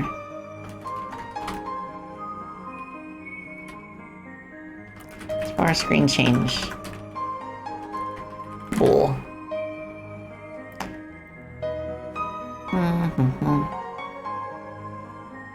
So, target Y. Target Y starts position. If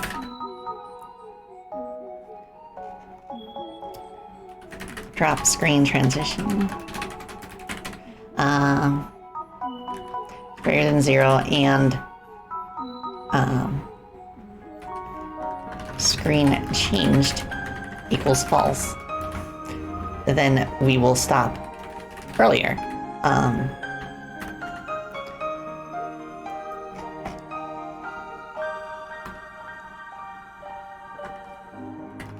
Drop screen transition.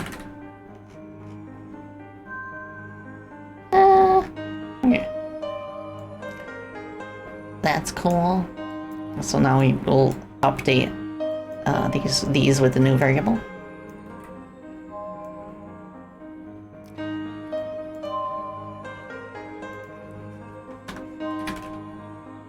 Now if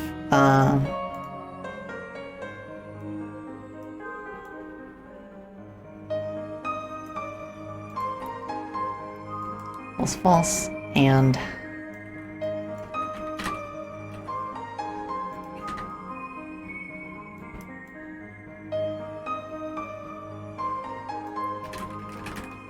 okay, cool. So then we'll go into a new state where we just kind of wait for the screen transition to play out.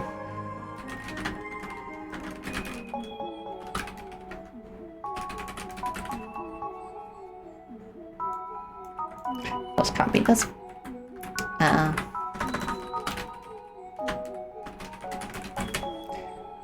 Sweet. And I have code for this in the Sonegates. So I will just transfer that over.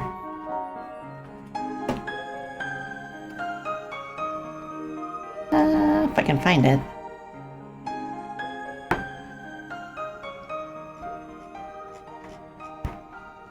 Okay. Screen, whoopsie.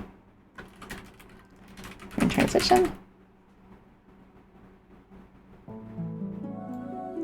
Okay, this works.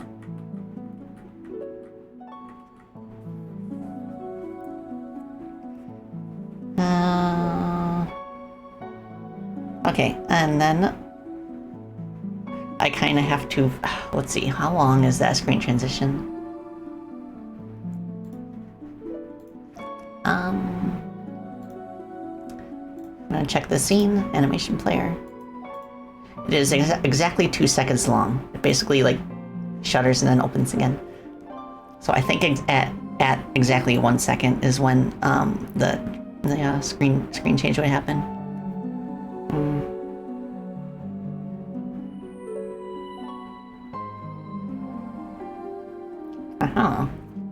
Okay. That's good.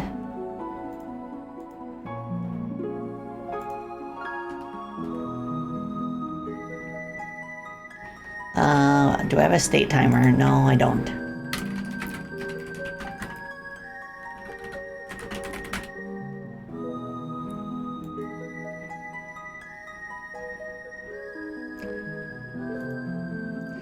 Screen transition. Oopsie. State timer. Plus equals. I need to figure out a way to communicate with the camera hotspot, because otherwise it's going to stay locked in place. Dang it. I'll figure that out after I do this code.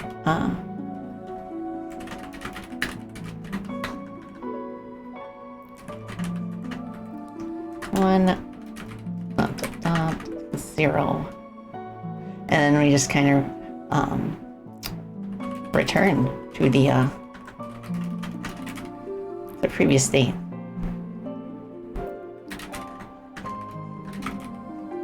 State down.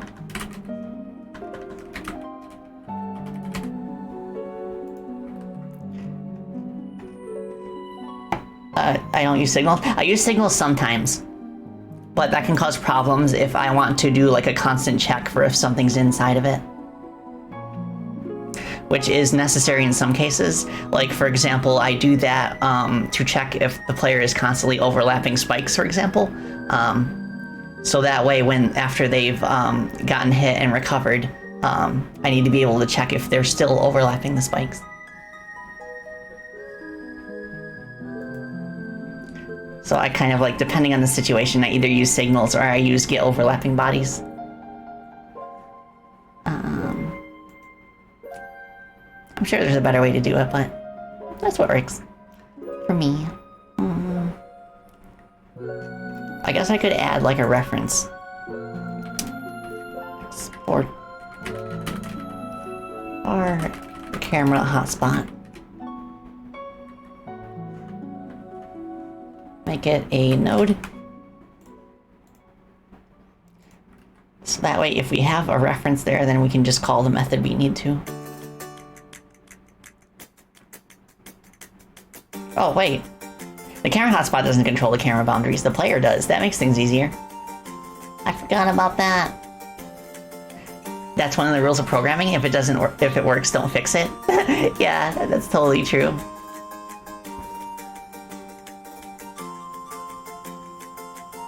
Okay, I guess I can make that work. So I don't need the camera hotspot here. So what I will instead do is once the screen gets back, then I will I'll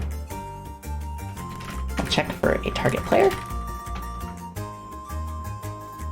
If target player is not in camera boundaries, and then it just resets the camera. Easy peasy. All right, so this should work.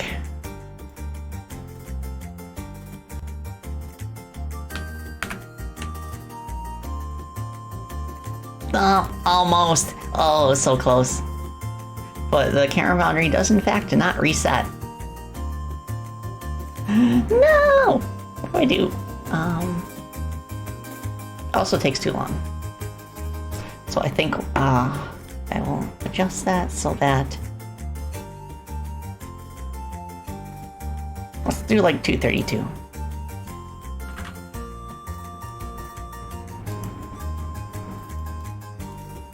I think, yeah. What I could also do,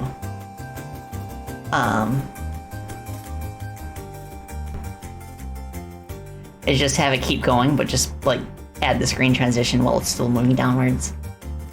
But I think that could be a bit finicky. Well, so let's see if that is a little bit better than... Shoot! No! Okay.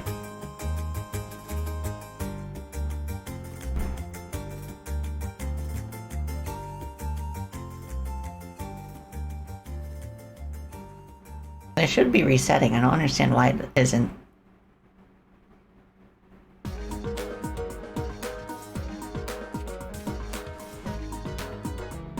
Let me check that method and see if I'm doing it correctly.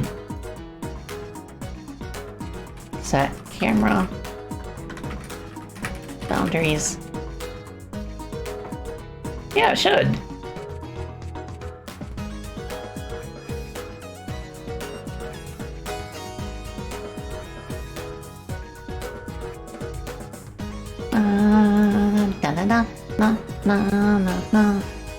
Let me see if this condition is actually firing off.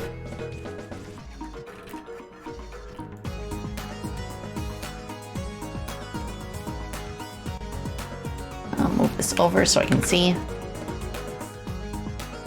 It's not. What the heck?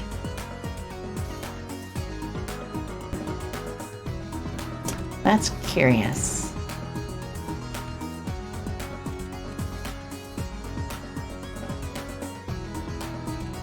Is this firing off is a thing? Oh, thank you for hydrating the stretch, Rob. Right, I'll take sippy.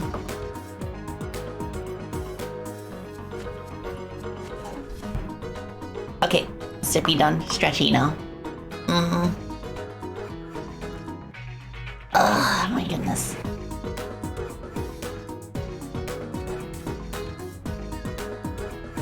Oh, that pop and fizzle.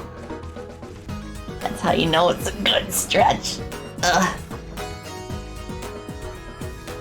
You have a nice memory of exploring this level on your good old Wii gamepad on a cold weekend. Aw, that's so nice to hear.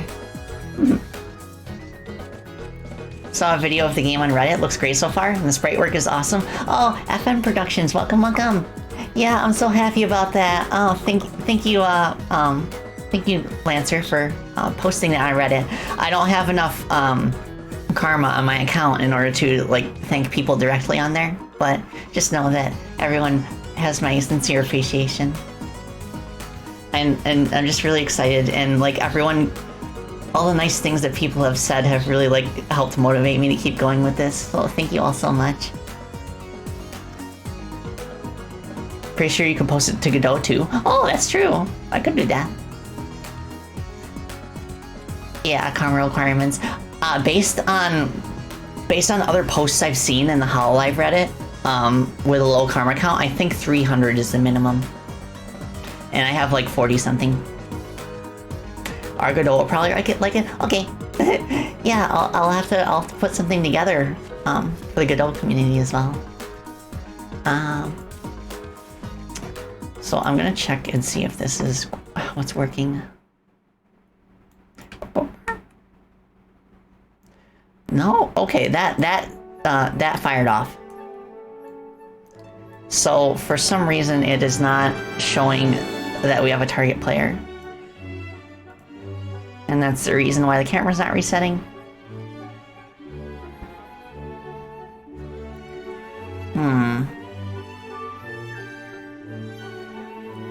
It's very curious. Because we didn't reset. Maybe it's going into the done state for some reason.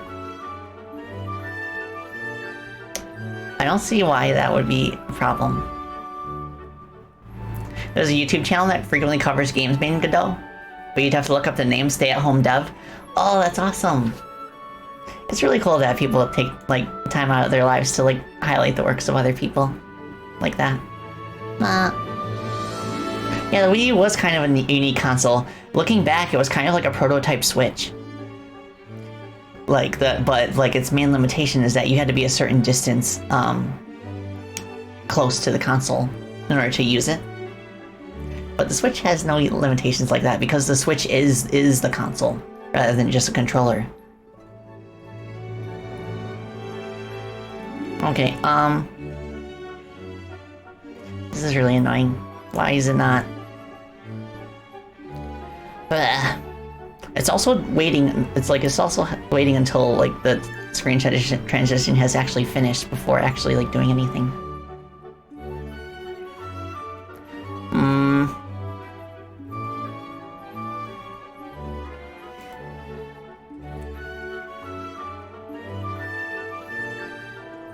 Because if I could just get the camera to reset properly.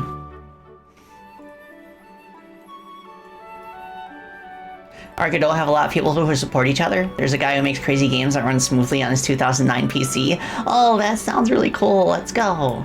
Okay, it is traveling to the downstate. But do I need to move this upward?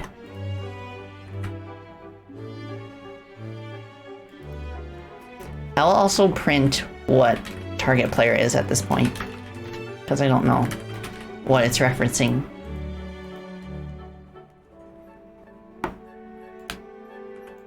Print It says no. Why is it disappearing?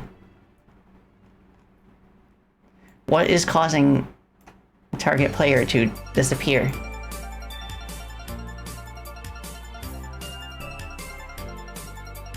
Is it this?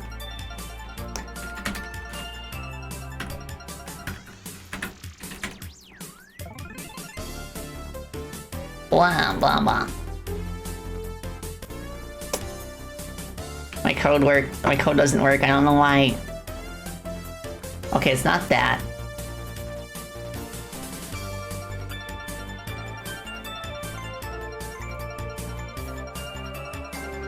Is a target player crossing a kill plane? No, there's no kill planes in this game yet.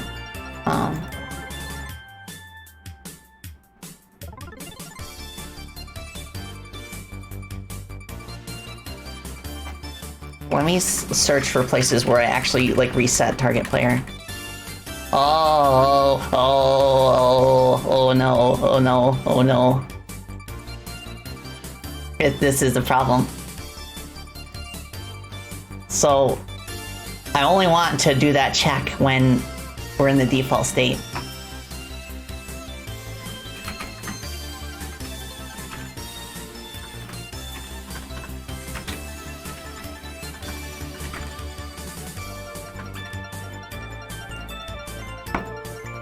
Oh, Spacey Batelli did a boo-boo again. Okay, now it should work. Let's go! Woo! It works! Nice! Oh, hi Wardino. How long have I been working in Godot? I have been working in Godot for about, well, 2 months for this game, but I would say like another 2 or 3 months on top of that for other projects that are in the works that I can't talk about yet. So I'd say like half a year. And it took me a while to wrap my head around the node system, but I love it. It's just so cool how the entire project is just made up of nested scenes. Like everything's a scene. You're a scene. I'm a scene. Oh, yes. Oh, yes. Okay. Princess Mimadaki. Oh my gosh, what a beautiful name. Welcome. Thank you so much for following. I appreciate it. Hope you're doing well. Bye. Okay, so now I need to, add code for getting back up. Because we want to take the lift back upwards when we're done. So the setup for that will be where we'll add a second camera hotspot. Put it down here. And we'll make it block just the top boundary. And I'll set the exit offset to something arbitrarily high, like -400. And the strat for that, of course, is that when we're in the default state. Okay, so default is when it's up top. So I'll rename that just so that I don't forget later. So state default. And I will replace it with state on top. So state on bottom. That's what we'll work for next.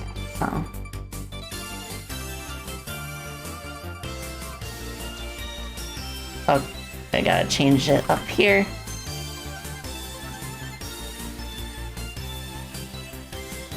Did I switch from Unity to Godot completely, or does it depend on the project? I still kind of work in Unity. I've been doing a few things for it, for our publisher, for the console versions of Freedom Plan 2. But I'll probably pivot completely, just because their business model kind of intimidates me now. Like the fact that they force you to buy Unity Pro for everyone on your team if you pass a certain income threshold, regardless of where that income came from. Which I don't really agree with. So for the sake of not having to spend absorbent amounts of money on pro licenses, I will probably pivot completely to Godot in the future.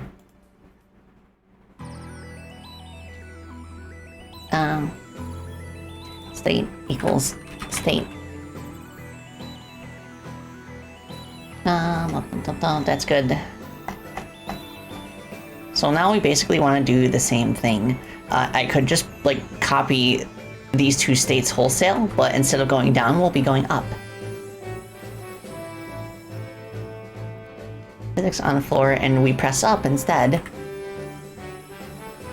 So now we will add an up state.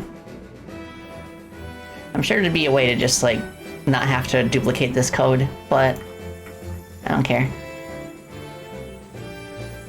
So I might want to have some kind of unique effect for when you're going up versus going down. Current speed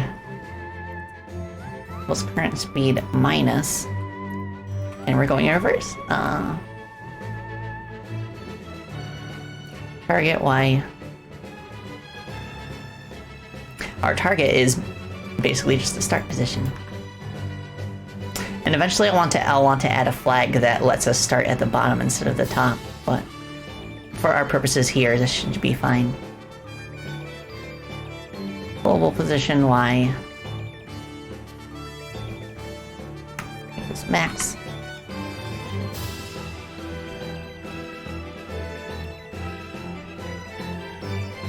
Yep, green change equals false. Okay, yeah, we want to change that. Oh, Lorea, thank you so much for the follow. I appreciate it. Welcome, welcome. I'm Spacey Batotelli. I'm a gadgeteer bat and a game developer. And I'm working on Elevator for my hololive fangame. Okay. So we're going down.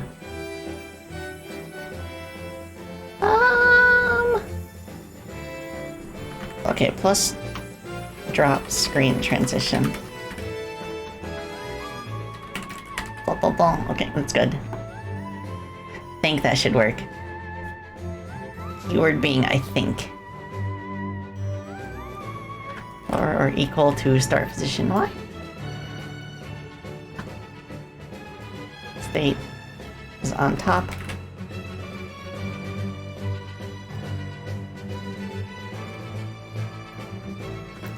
Or equal to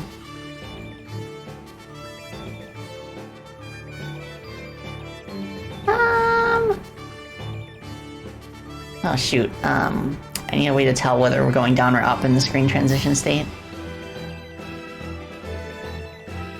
I'll just add a variable for direction. And t equals 1. Direction equals 1.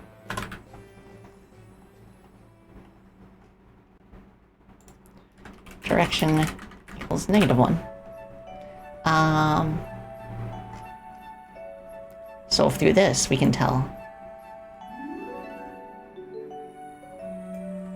if direction equals -1. Like this. Sweet. Currently procrastinating hard on learning some 3D animation, but that you hope you can do in the next few projects you have in mind. Nice.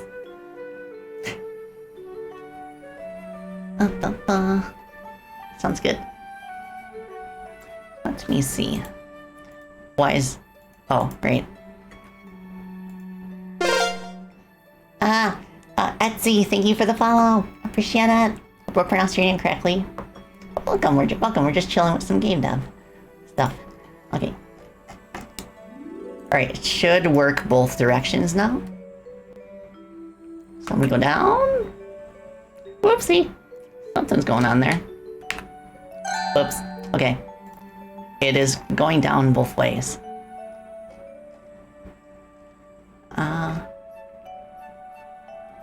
I don't know why.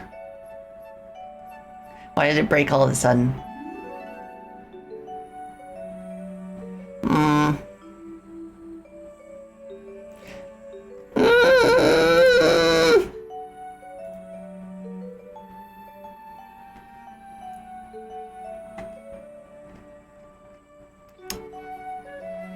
See, it's fine until it gets to the screen transition.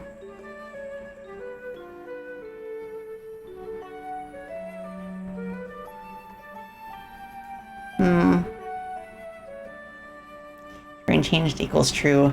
Oh, I think I got an idea.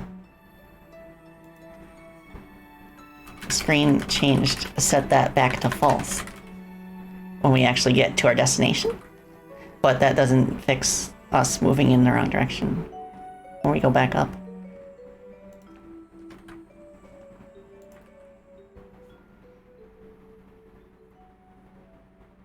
So, okay, current speed, I think, is what we need.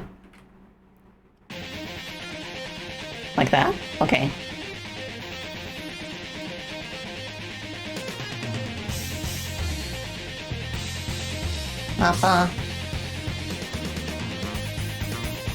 Yeah, Alex has made a card game, which is really cool. I have a copy of it. It's called Beautiful Monsters. I have a lot of respect for people who put together like tabletop games like that. And they do extremely well on like crowdfunding campaigns recently. Well, I say recently, but they've always done well. But like, it's like a sharp contrast to game design to like game Kickstarters, which were very popular and successful when Kickstarter first came around. But they ended up like fading, so that you only see a few of them nowadays. Whereas tabletop has always been pretty consistent.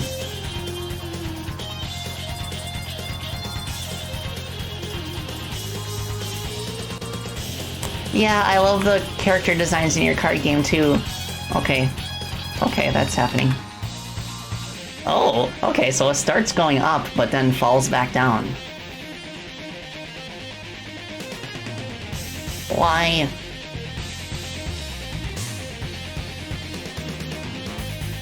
Am I... Okay, did I accidentally change something in the down state? Plus drop speed. Drop speed, that's fine. That's fine, okay. What the heck?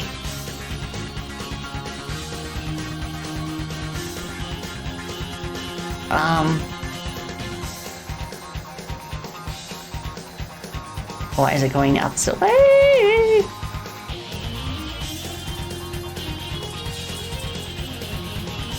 So current speed, oh, I think I need to reset current speed. Okay.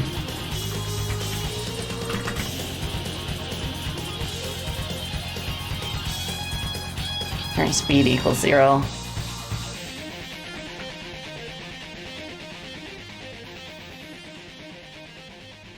And that should... Okay. We do this. That's fine. Yeah, so many great indie games have come out of crowdfunding, but there are definitely risks. Especially with like public perception of like with how reliable they are in delivering what they promise. Like there were definitely like a bunch of high profile like crowdfunding campaigns, such as like for Mighty Number 9, for example, that kind of like soured public opinion or like public confidence in backing such projects, which I think contributed to it being like a lot more like scarce nowadays.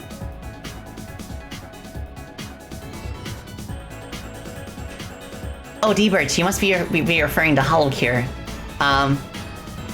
I have not played it myself, but it's really cool watching other people play it. But I feel like the gameplay is like too grindy for me. It reminds me too much of like mobile games in terms of like the gacha stuff and the way it kind of like... I don't want to say it doesn't respect your time, but like there's just so much to it, and it's just not the type of game for me, you know? Like mechanically. But I do appreciate like the how much heart has KU put into the project, and like the sheer dedication. E. E. E. And like, and of course, like KU's pixel art is absolutely wonderful, and the music is really cool too. Yeah, I guess padding would be the better word to describe what I'm feeling about it. Like a lot of the more recent updates are geared more towards like the hardcore players who have been like playing like nonstop, I guess.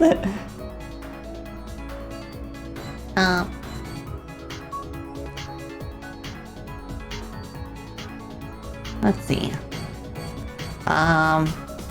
It stops for some reason without going through the screen transition. So I guess what I could do is I could move this downward.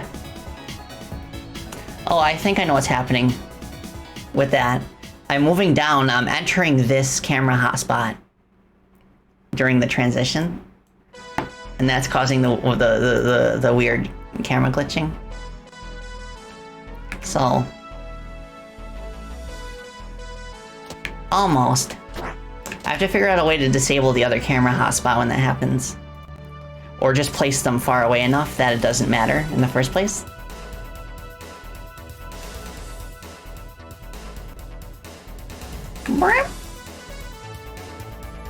Why does the camera move to the right when I'm moving up like that? That's weird. That's also weird. I mean, it kind of works. I could polish it later. For now, I want to see it actually go into Belltown. So we have it here. Whoopsie. There's that.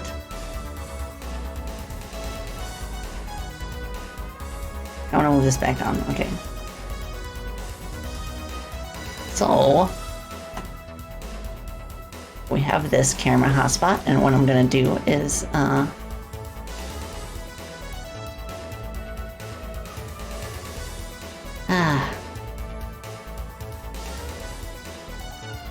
let's set that to 400, and when we go, I'd say 432 pixels.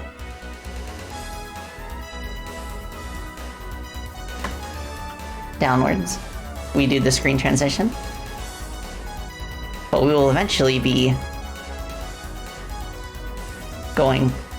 Oh, I need to do it in one go so I can see how far it is. 1440. Oh, that's a big distance.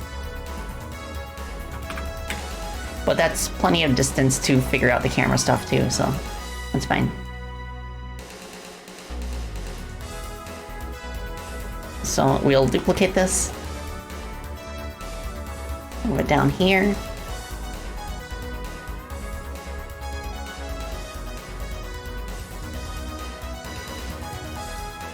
And we'll go like right here, I guess. Maybe move it to the right. So I'm not sure. I'm gonna go all the way to the left. Okay, move top.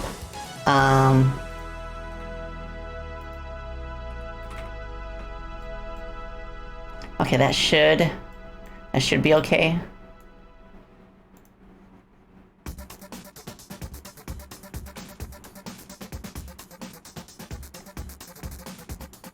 Yeah. Okay.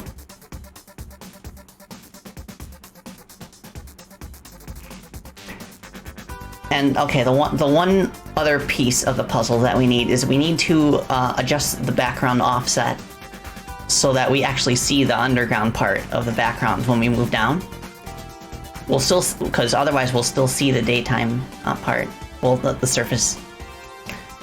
So I'm going to add a new variable to the gear thingy.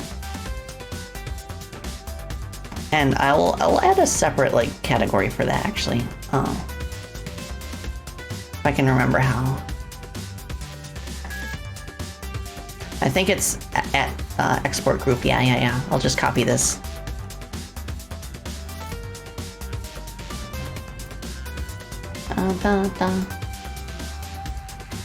I'll just name this screen transition. And then export to our background node.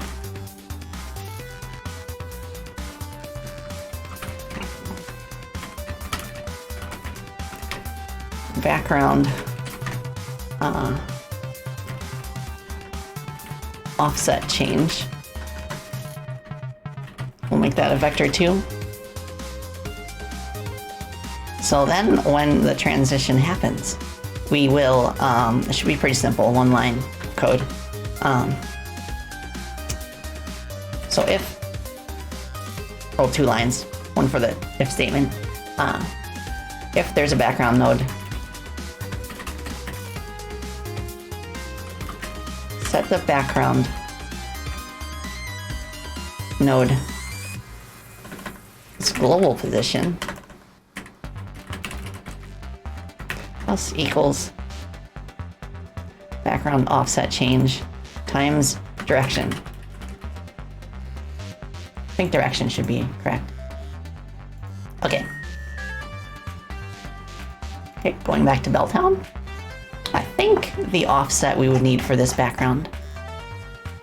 Oh wait, we don't want it to be a node 2D, we want it to be just a regular node. I think.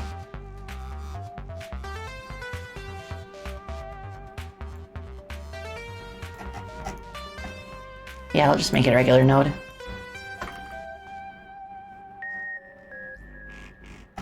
Like that.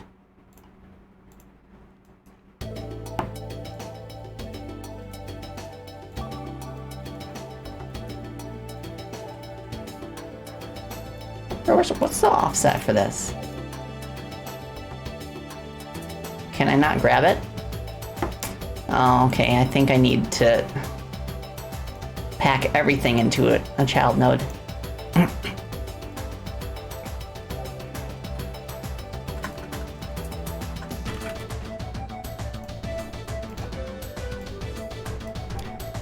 What?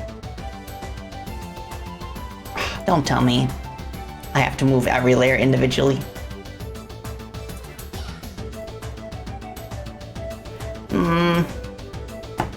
Maybe I could change the base offset. Yeah, let me try that. So parallax background. We'll make it a parallax background node.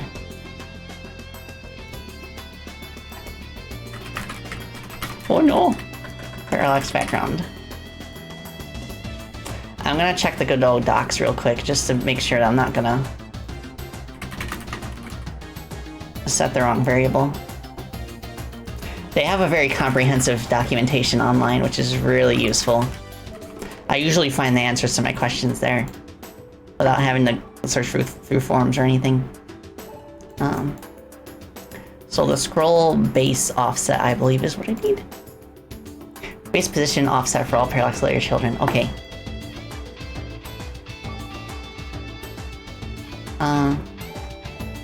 Not what we want.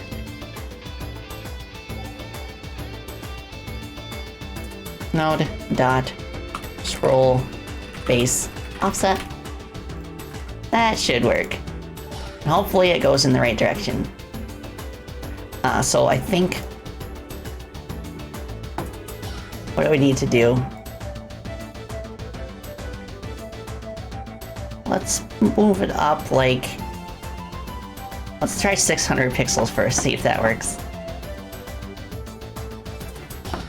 Oh yes, I also need to add a node for changing the background music as well.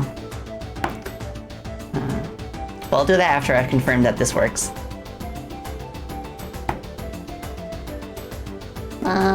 There it is. So we'll do negative 600 pixels. Okay, we're getting close. I can taste it. I'll pause music real quick so we don't get overlap. And I also reworked some of the framework in the background, like the base code, to where the game spawns everything it needs to manage the game just by me right-clicking the tab and selecting play this scene. So that way I don't have to go through menus or anything like that. Okay. So we should be able to go over to the elevator.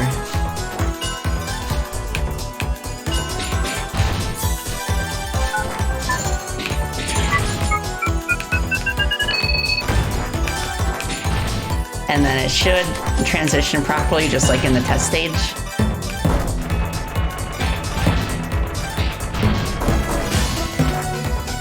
Okay, there it is. Oh, okay. Well, the background doesn't shift like it should, but we made it down. Also, that's weird, but I'll figure that out eventually at some other point. Cool. Okay. Let me try changing the offset to like an obscenely high value just to see if that's actually affecting anything. Let's do like 1600. And I'll quickly zoom back to that position.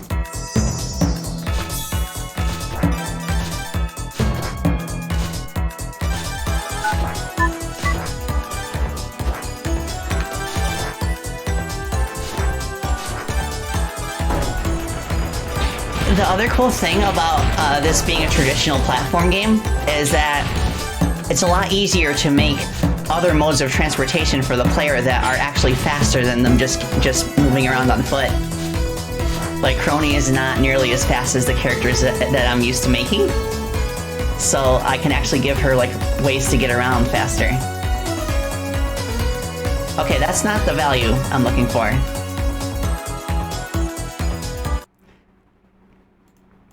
That's not the droid I'm looking for. I'm also getting debug errors. I don't know if... What? Calling from signal body entered. Oh, that's because I removed it. Why is it doing an error there? Oh, right, because it's localized. I didn't actually, like, disconnect this. Why? Where'd you go? Why won't it let me get rid of that?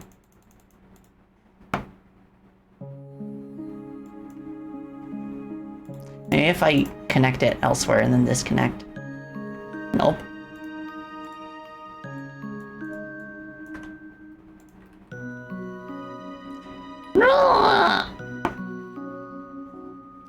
I might have to just like re-import the camera hotspots at some point to fix that error.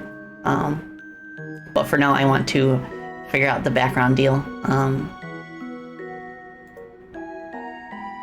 Scroll base offset.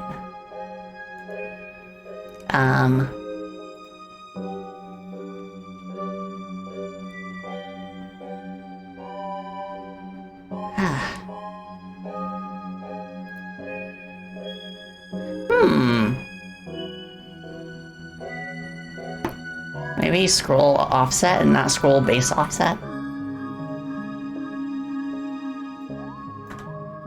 I could try it. Jelly Jiggler, welcome. Hope you're doing well. Hi. I'm making a game, and I'm fixing bugs.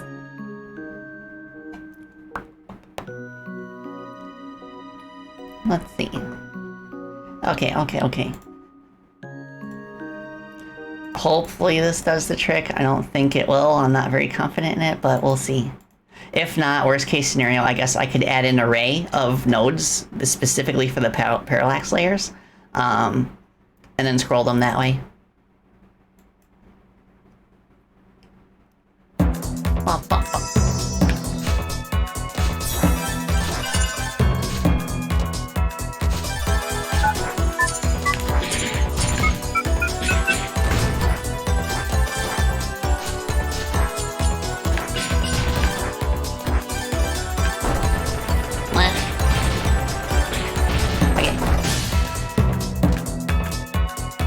Let's see if this works.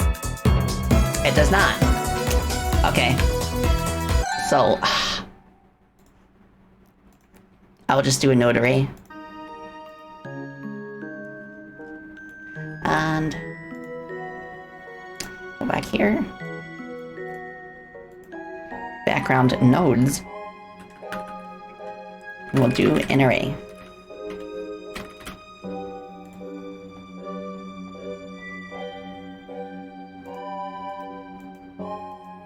Background node dot size is greater than 0.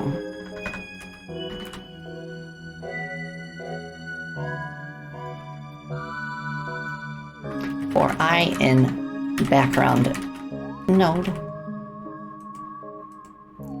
dot size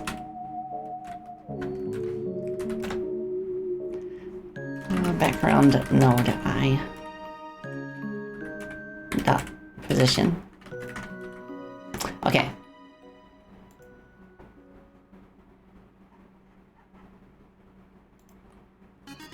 Just like this. Ah, Joker! Welcome, welcome! Hi! Hope you're doing well on this most Friday of Fridays. Also, thank you for head pat. Something. Let me take a sip real quick.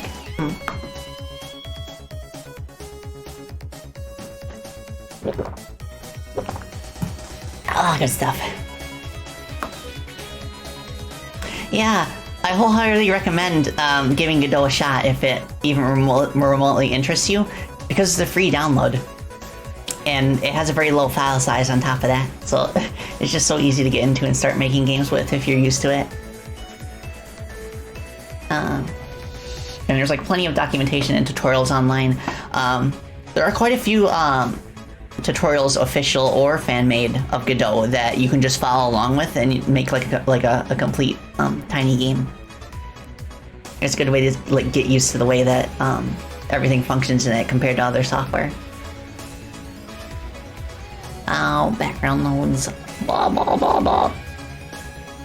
Okay, this should work now. I just have to go back to Belltown, go to the lift, and actually add the array of background nodes.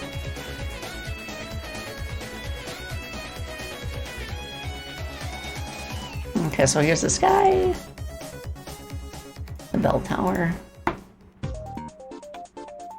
bar towers, the buildings,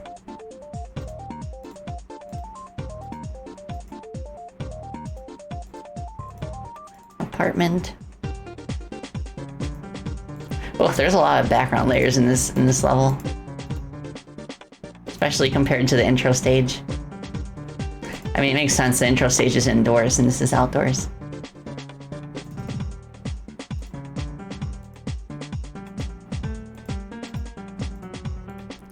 All right, street. Okay, that should work. It's a bit of a brute force solution, but if it works, I don't care. Well,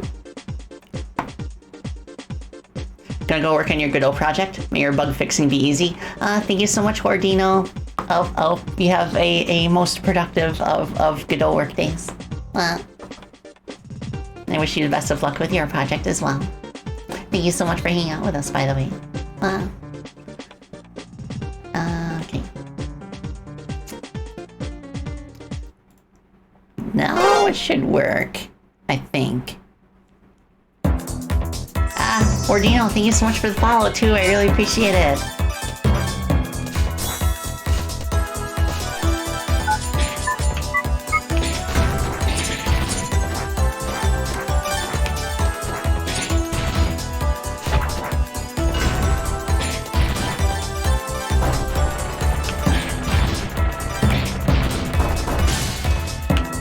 Okay.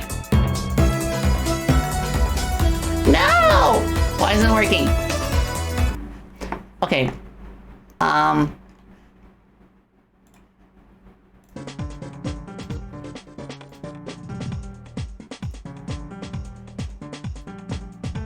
It should work. It should work. See, if I move it in the editor, it moves.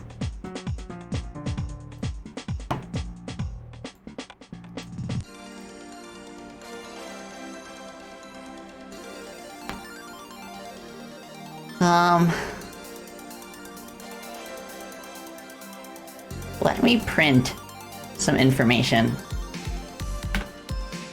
I will print the original position of the current node, and then I'll print the final position.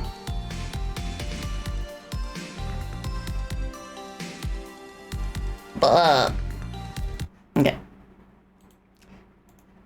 Let's try this again. And this is specifically for debugging. So it's gonna be it's gonna act the same as before, but that's fine. What we are seeking is information.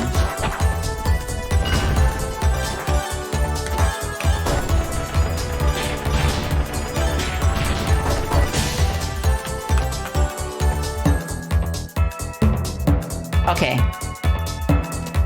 I see. So the Y coordinate does change. I think I just need to increase how much it changes by. Let me do that real quick. So gear lift. Let's do 1600 again. Wow. Like that you can edit code inside it. Visual Studio is annoying. Yeah, I like how there's a built-in code editor in here as well. And it's no problem if Godot actually crashes for any reason. It hasn't yet for me, but if it were to, then everything is just like saved externally anyway, so you don't have any risk of losing data. No? It's still in the same spot. Well, I think like it's because the coordinates do update, but maybe it's because the Y speed of the background scrolling is just so severely small that we need an arbitrarily large number for it. Let me try again. Game looks cool and fun. Thank you, Jelly. Yeah, I'm really happy with the way that like movement feels so far, especially with like the time powers you can use.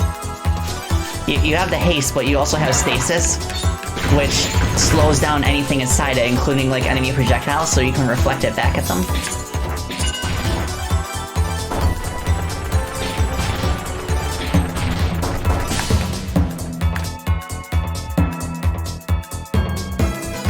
Okay, visually, it's still the same. Oh, wow, that's weird. Okay, I'll fix that later. There's just something weird about the way it repositions parallax layers in general, so I think what I need to do is I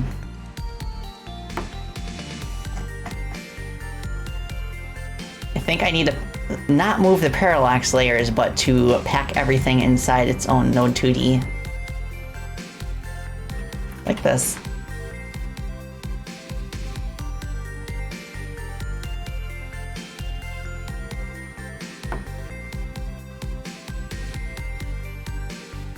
Thank you for the link, Alex. This will probably break the movement of the clouds, but it's fine. I'll fix it later.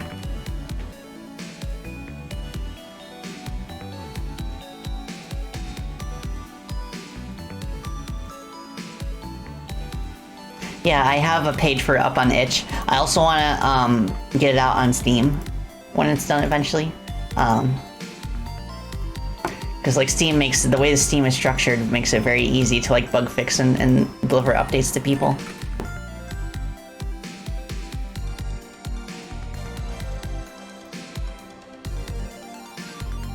Okay, I'll just add a base sprite for that, even though it's just one sprite.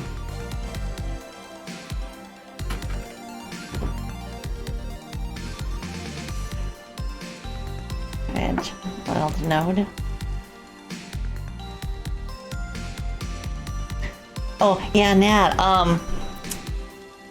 Like shortly after my last dev stream a couple weeks ago, I finally had finished the intro stage, and I posted that in the boss fight on Twitter, and I tagged Crony's community, and they immediately like took to it. There was quite a buzz going on, and I ended up joining like her fan Discord server, and like they had nothing but good positive things to say about it, and just like everyone's reactions to it is just like was just like so heartwarming, and it literally like brought me to tears how happy it made people. So that was a very powerful motivator for me to keep going with it. And Chrono herself actually tweeted a reaction to it. She replied to my Twitter post, and she said, "This is so cool." And I'm like, "Thank you." She usually doesn't reply to like fan art and stuff on Twitter, like very rarely. So that was like quite a high honor, at least as far as I'm aware.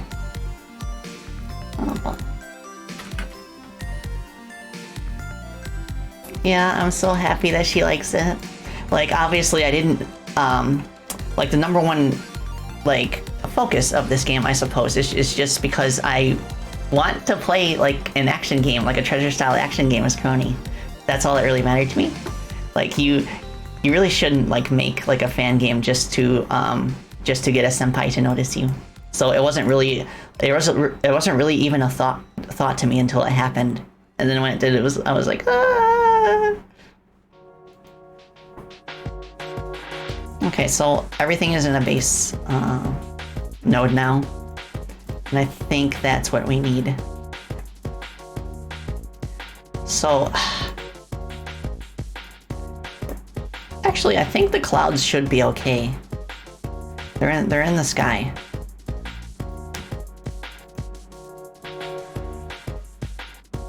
Okay.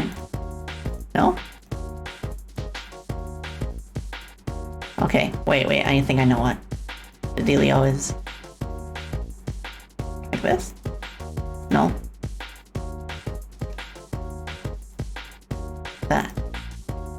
Okay, there we go. I just need to change the root node. It's nice that Godot gives you that option, because that was not an option in Unity, and I had to create a separate script to handle like changing all of the animation like offsets.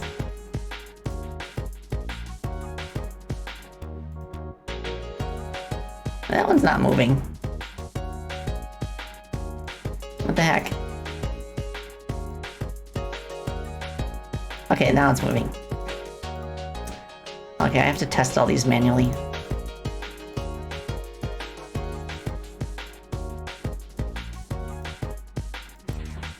Okay, that's fine.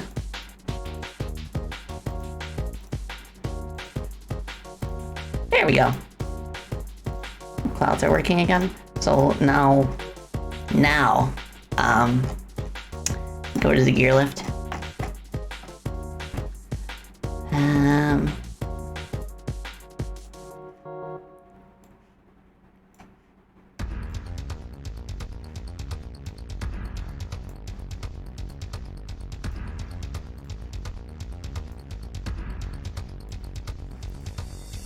Okay, please work. Please work! Please!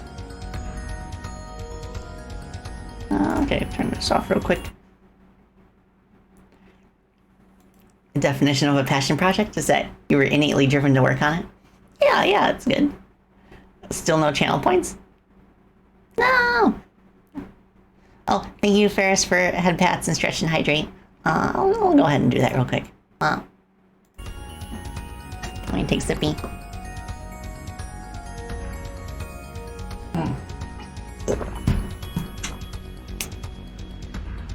Okay, I am also stretching now.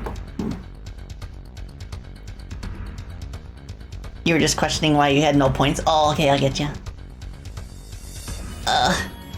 Yeah, Borb, I wish throwing was real too. Klonoa style throwing. Oh my gosh, if I twist my arm in a certain direction, it just like consistently cracks. That I don't know if that's a bad sign or not. Like the bone doesn't crack, the muscle kind of like visibly, kind of like shifts a little bit. Oh my gosh, that was a crack.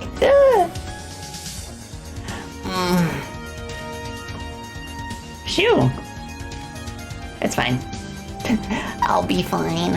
I'm just getting old. Okay. Please work. Okay.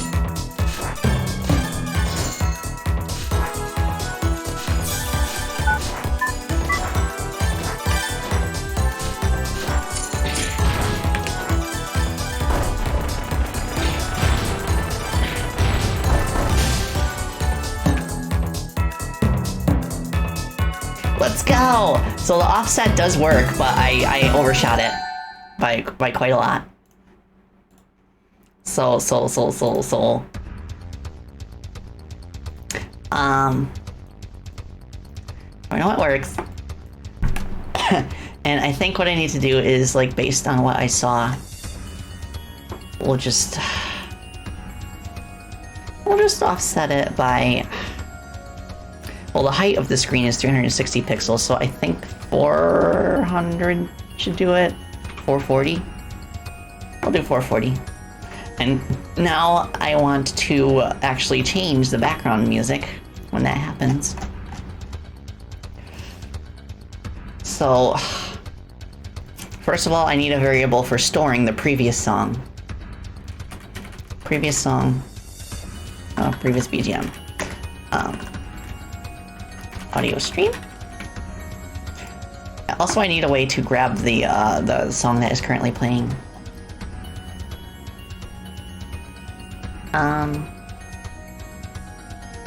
Play music. Where is it? I know it's here somewhere.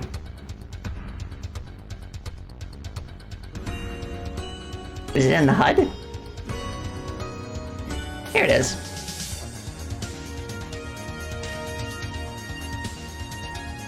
Play music. Function get music. So here we return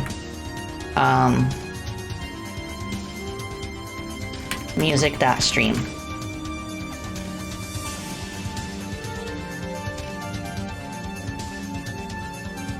So from here,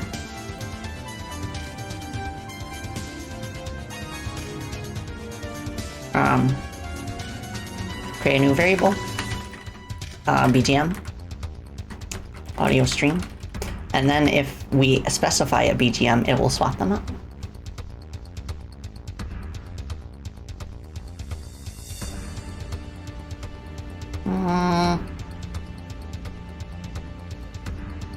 So if the direction is 1,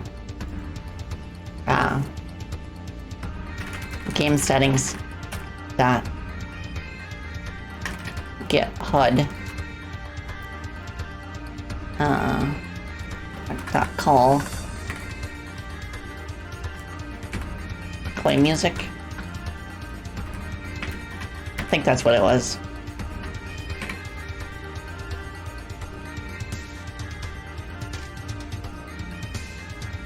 But before we do that, we'll do previous BGM. Get music.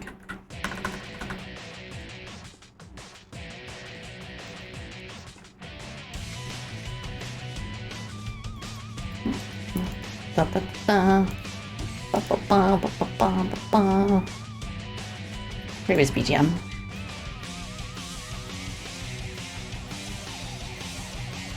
If previous BGM. Shadow, heroes rise again. Eliminating everything that's not your friend. Nothing can stop you now. No ghost can bring you down. There's nothing left to lose. You win. Now wall hail Shadow.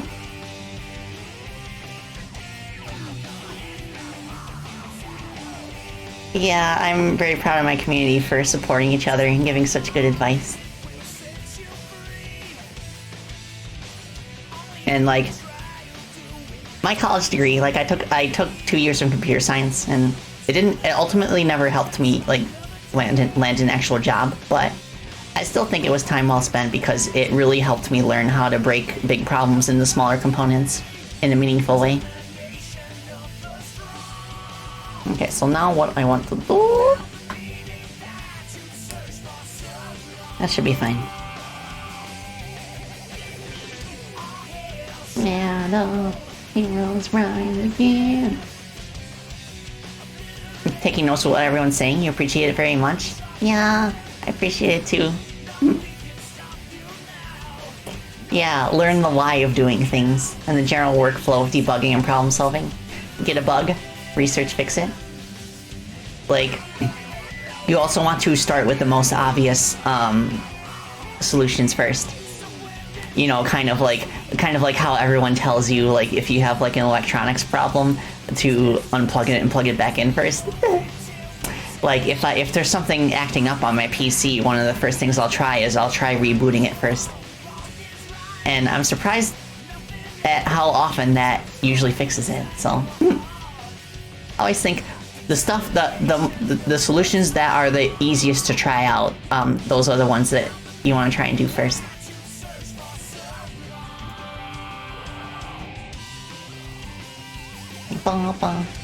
Hell shadow. You love working while I have a dev stream? Makes you feel like I'm in the studio. I'm so happy to hear that. Yeah, I want to do dev streams with friends as well. Having friends like call in and like I can bounce ideas off of them too. I think that'd be really fun. Maybe do like a collab with another musician too. Heard some coders say ChatGPT is actually good for answering factual questions about coding. That's very interesting. I'm not quite sure if I trust it 100% yet, but it seems to be getting there. In terms of, like, as long as it's able to cite its sources, then I think it would be something I might use, but if not, then, like, I still don't think it's there.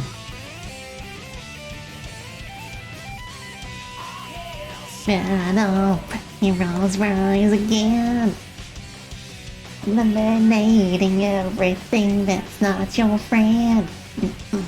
Nothing can stop you now. No ghost can bring you down. There's nothing left to lose. You win.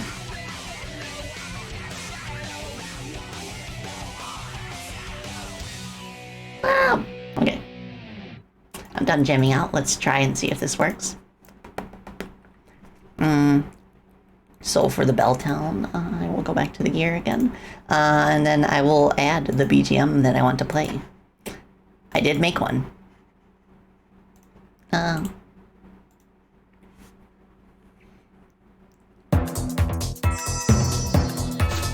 I a Sonic fan? Oh yeah, I'm a Sonic fan. I love my Blue Boy. Well, I love Tails more because, like, my brother was Sonic growing up, and I generally played as Tails, since I was the player 2 of the family. But yeah, I still adore the Blue Boy. Wow.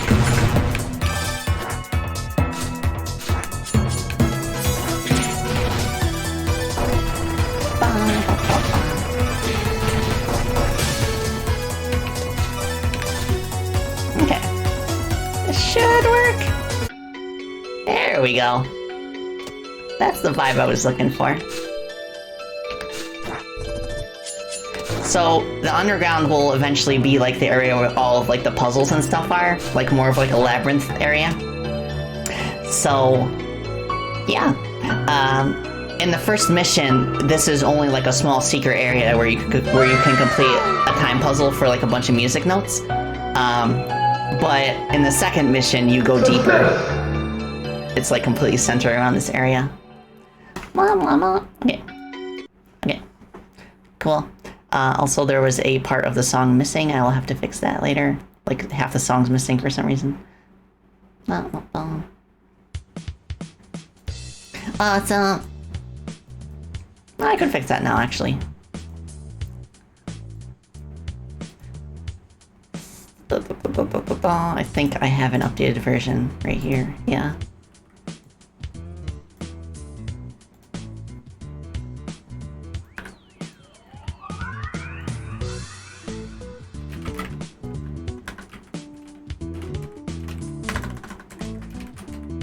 dun, dun.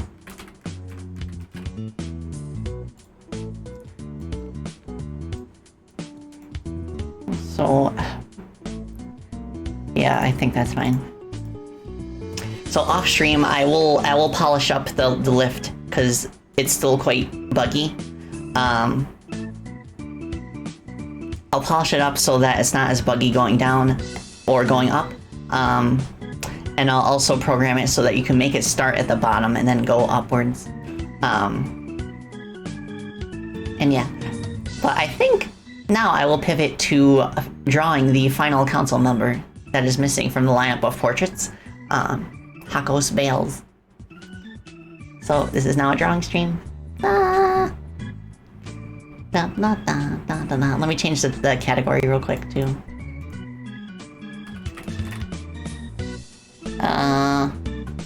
Art. Done. Okay, so I have some pointers when you're making dialogue portraits. For those who were not here earlier, oh my goodness. One tactic that I figured out pretty quickly, because this is the first dialogue portrait that I came up with for Chrono, our protagonist. It took me like a whole day to draw, which is not sustainable given the sheer number of expressions that I want in the game for each character. But there's a technique that I figured out with the help of some friends who are also like creative people who are working on hololive and stuff. So you want just like a handful of separate body poses, and then the majority of the expressions would just use those handful of body poses, but with subtle facial changes between each one. So, for example, here, the neutral expression and the smiling expression both use the same base sprite, with only the mouth changing. Oh, underscore veil. Welcome, welcome. I hope you're doing well. That's of which I am a bat. And I'm doing some drawing now after spending the past few hours doing game dev stuff. But yeah, and here's like the smug look, which also uses the same base sprite. Like you don't really need to. I don't really need to change her pose for these.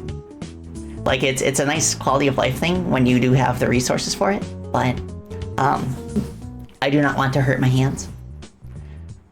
And then of course where she's like holding back laughter or something. And then of course I gotta have the noble woman laugh because she has that kind of vibe. And this is one where I actually did change the body pose. I think it was necessary. This one too, I also did a kind of a different body pose. And this is where she's like flustered and embarrassed.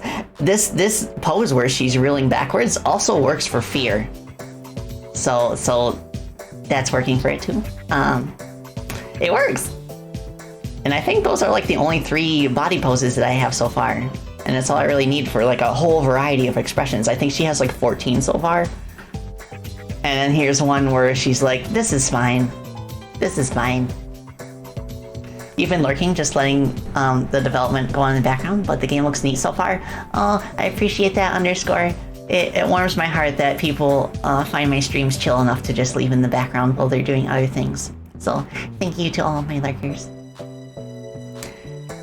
But yeah, I like this expression too. And then here's another body pose where she's just like leaning downwards. This is very versatile. Another tip that I have is that if you have a pose, like a portrait for your character where their face is not shown, it can be used in a variety of contexts. Like for one of my previous game projects, actually, like the cutscenes were like the character sprites had poses for cutscenes, and one of the poses where they literally just turn around and their back faces the camera, and I got so much mileage out of that when making the cutscenes for that game, because when their backs are facing the camera, you don't know what their facial expressions are, so I used that as like a shortcut to not have to draw like more subtle emotions for them. So it could be used for like contemplation, sorrow, tiredness, all sorts of things. And the same would apply for this because you can't really see her face really, except the fact that her eyes are closed. So this could be used for a variety of things. Everything from humorous to dramatic. You could add one of those cartoony bubbles on her nose and she's snoozing. Yeah! And then of course, she's a very angry person, so of course I have to have a few angry expressions. Mad. Super mad. I also want an ultra mad at some point, and also very subtly mad, like slightly annoyed sort of mad. And then I drew Iris, who's another member of the council. I really like how it turned out. And then of course Sana. Sana is eternal. And Fauna, of course. Fauna is so sweet. I really like her ASMR. It's like nice and wholesome. No. And Mume, who is the guardian of civilization. She is an extreme horror buff, and like a lot of the artwork that she draws is like terrifying in a good way. And then of course I'm just recycling Crony's head here for Bay, because it's just a good like starting point. So I will just like erase the eyes real quick so I can start over. I make it a point to make everyone's eye shape different, because I noticed that's something that like a lot of like smaller games that I've played don't really do. They like recycle the shape of the head and the eyes and stuff.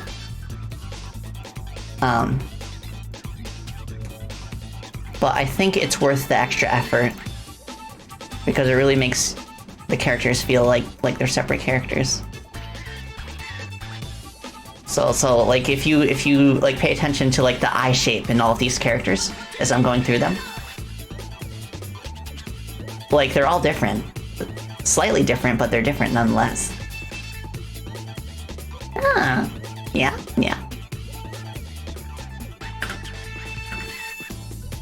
And also another thing I did is that I kind of like slightly varied their heights as well.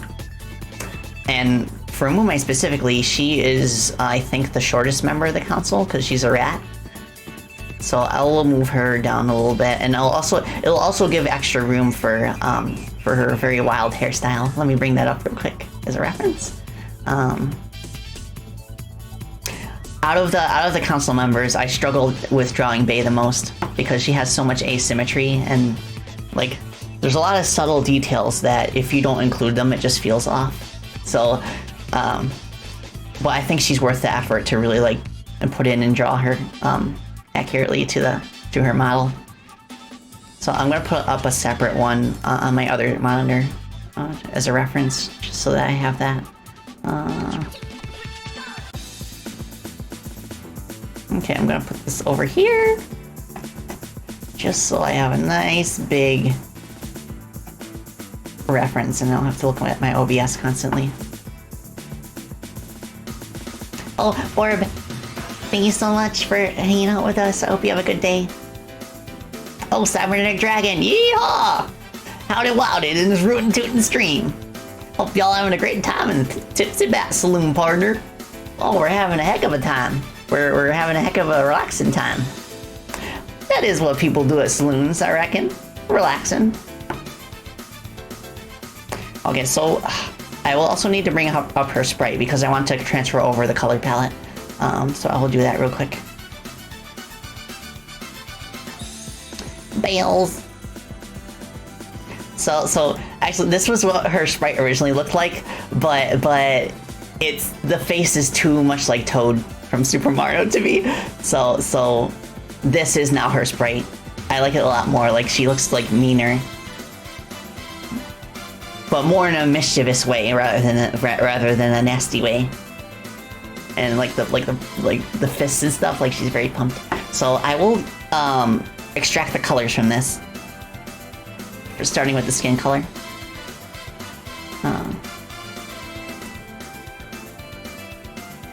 Playing some poker, sipping on either whiskey or beer. Do a little bit of line dancing here or there. Oh yeah.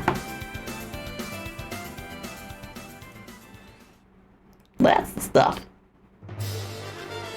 Okay, that's good. And then the darkest color, right here. So I will just... Let me transfer the whole sprite over.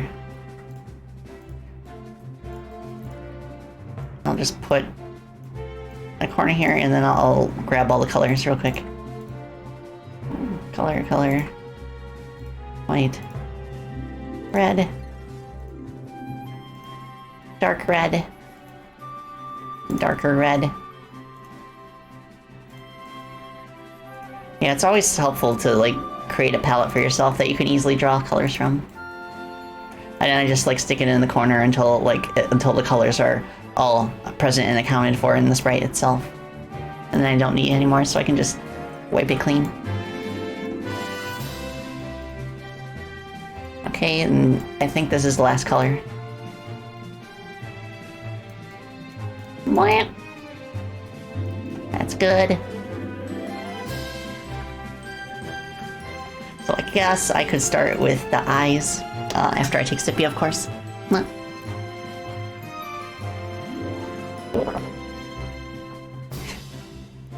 Or if you wanted to make it look like Toad, yeah, you can do that. You recently got Astrite last month after switching from Photoshop. This program makes both pixel drawing and animating a whole world of difference. I love it. Yeah, I love it too. Oh my gosh. It's definitely way less clunky than using Photoshop. You can use Photoshop for pixel art, but it's, I guess the word I would use is overkill. Like you don't have to boot up the whole big program like that. It's very nice to have Astrite, like just I have it on my taskbar, and just like one click and it's there. Boom, I'm there. And it's a very nice, clean, simple program. So, okay. For base expression, I guess I want like a bit of a smirk, I guess. How would I draw that at such a small size?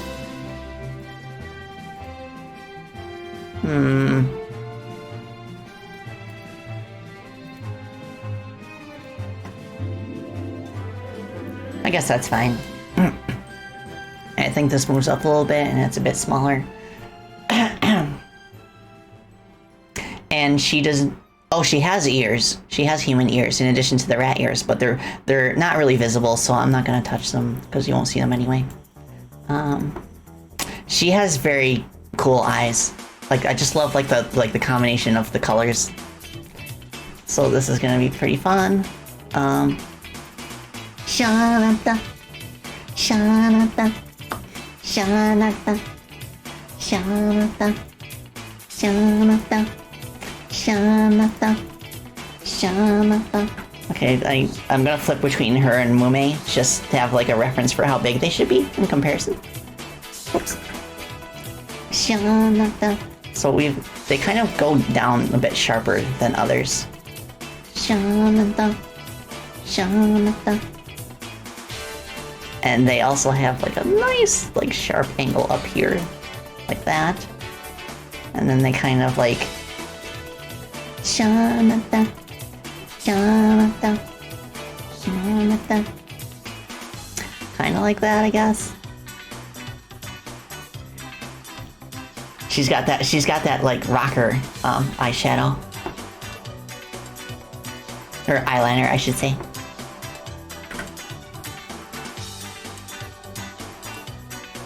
What?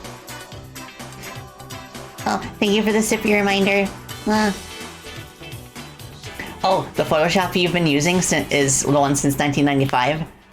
Yeah, I still have Photoshop 7. I don't care what Adobe says. I think you still have a legal right to use software that you purchased back in the day. So I continue to use Photoshop 7 to this day.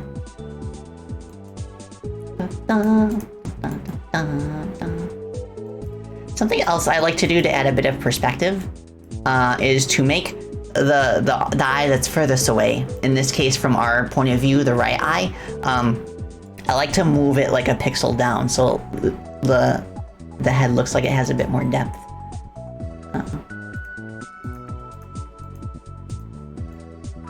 So kind of like that, like yeah. And then I want to actually add some eye whites, like right there, I guess. What? That's fine.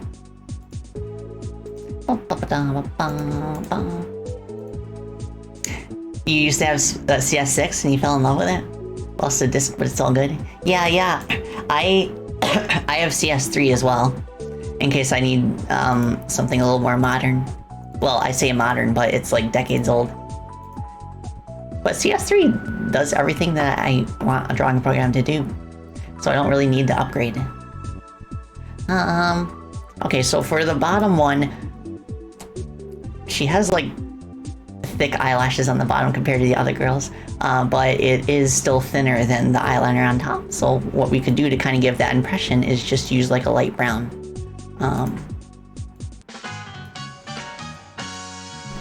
Something like that, I guess. Maybe that's a little too extreme. Yeah, well, I think it's just because I need to put it lower. Like that, I guess. Whatever. Move this over here. Okay, that's cool. How am I doing compared to the others? I think that's fine. I definitely want to start filling in the eyes now. Something like that, I guess. To start with. And then I like to make the top of the iris as dark as possible, and then it kind of like fades into the lighter color as you go down. And that gives a nice 3D effect.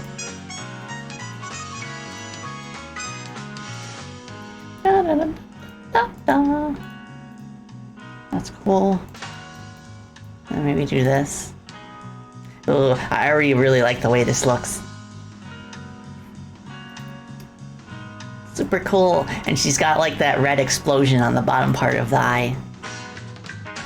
That burst of color.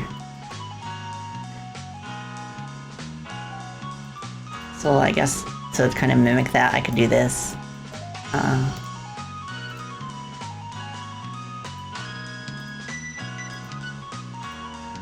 This. Like that. And then do yellow.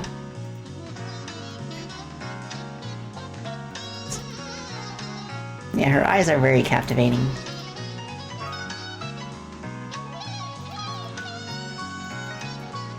Maybe use like a dark red. That might blend better. Yeah, I like that. Does she have a shadowy color for the eyes? Yeah. That is a color that I accidentally did not include, so I'll just put it there.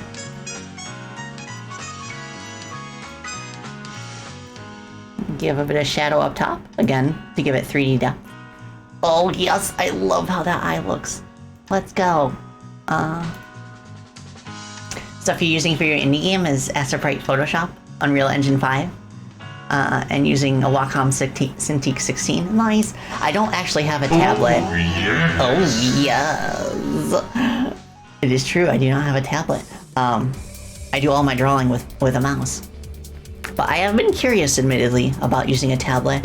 I'm curious about how much hand strain it gives compared to a mouse. Because I have a pretty good ergonomic mouse, like a vertical one. Oh, Weirdo Bear, welcome, hope you're doing well. I'm doing some drawing for my hololive fan game, and I have just one more council member to complete, and it's the hardest one for me to draw. But I'm doing pretty well so far. So, okay, for the far eye, they tend to be a bit trickier for me personally, but I think this one should be pretty good. I believe Samuel will see something. Okay, I think it needs to move a little bit over. She needs to look more this way. This eye needs to look more this way. Yes, that's Samuel. Bark, bark, bark. Okay, that's cool.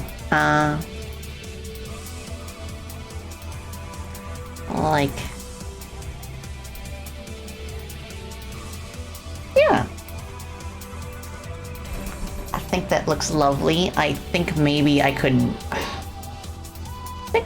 move the eye a little bit over to the left. Yeah, compared to Mume. Let's just do that.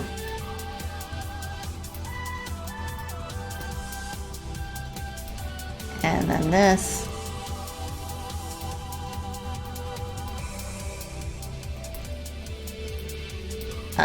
And I think it's supposed to go this way, the light is.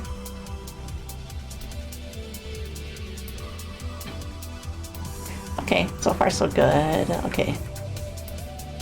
Yeah. That's fine for now.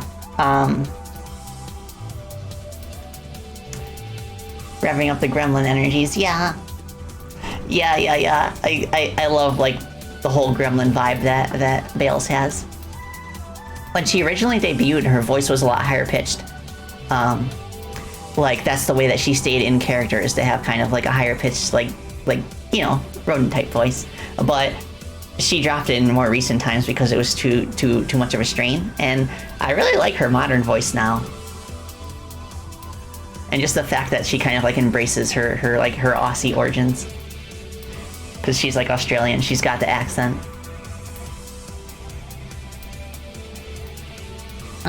Okay.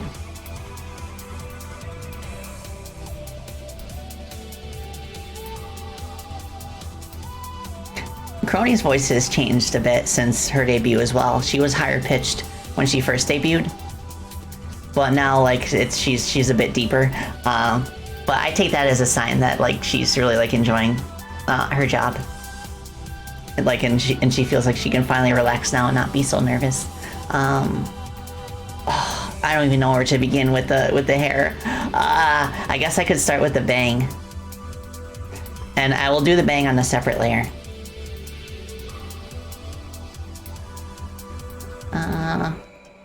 So it's just kind of like, and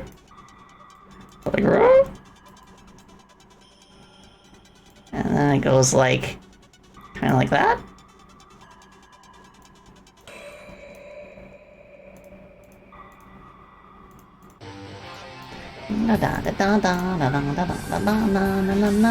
So there's that. Also the black strand.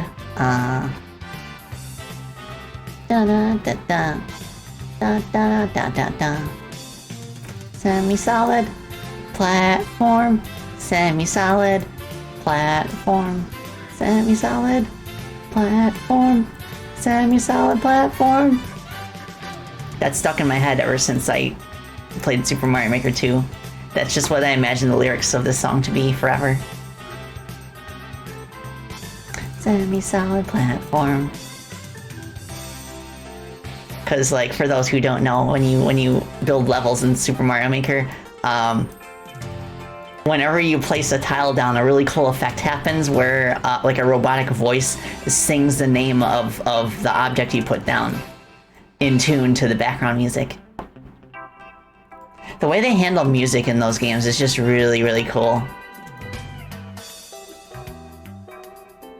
Okay, that's fine, I guess. Semi-solid platform.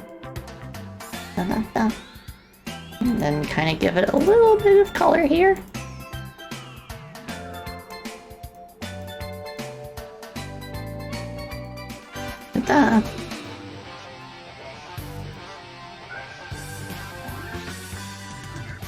Yeah, Mario Maker music is super cute. I gotta play Mega Man Maker sometime too. And I also want to try the stage creator in 30XX. I'm very curious about that.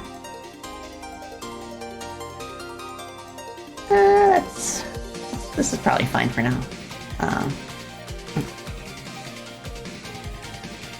I also want to add a bit of a shadow to this bottom hairbang, because then you can't really see it compared to the light skin tone.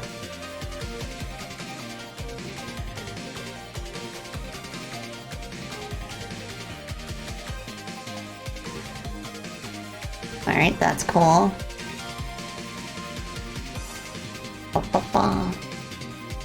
And then it kind of gets darker up here.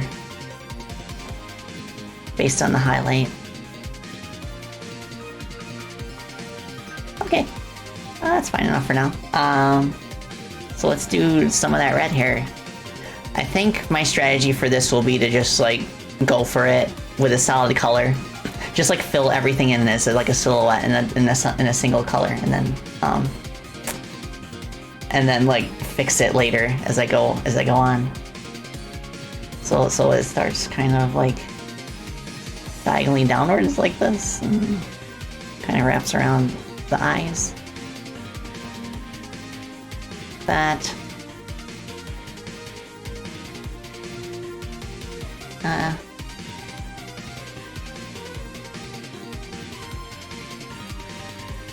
And I will just fill in this. Well, okay. Make it a little bit more round. And then same thing on the opposite side. Just like angled a bit differently because it is closer to the camera. Well, I say camera, but eye, rather. Because it's not a game yet. Okay. This is good. This is good. I guess this is fine for now. This kind of goes down a little bit more. I have to remember that I can't use the same technique that I used for others, where I kind of mirror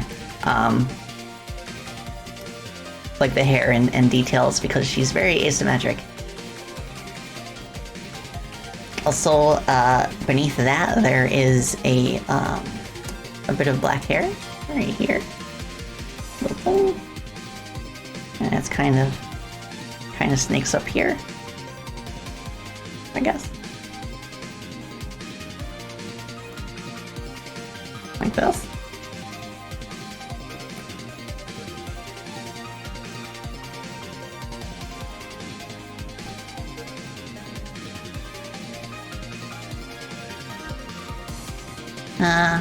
Okay.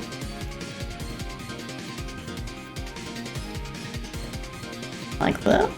So I see something like that. Maybe. I think that's maybe a little too far for this angle.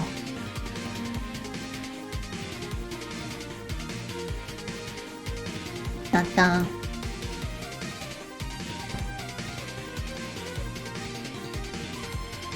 That's fine, I'll polish it later. After this step is done. And then she's got like these spikes going back on here.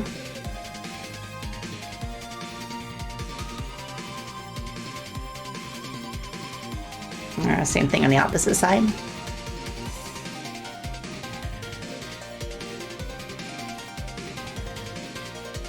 Nice. Oh my goodness. Okay. And then I guess we could use a darker red for the pigtails in the back. I wonder if I should do the pigtails or the ears first, actually. Maybe I should do the ears. Okay. How tall is she compared to Mume? Maybe I should move her down a pixel. Okay, that's good. Dun, dun, dun.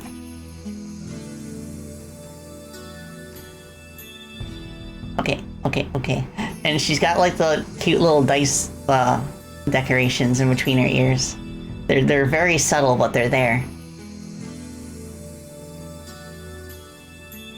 And like, since I'm working solo on this project for the time being, I do not have any plans for any additional playable characters, but I have given a little bit of thought as to how each character would play theoretically.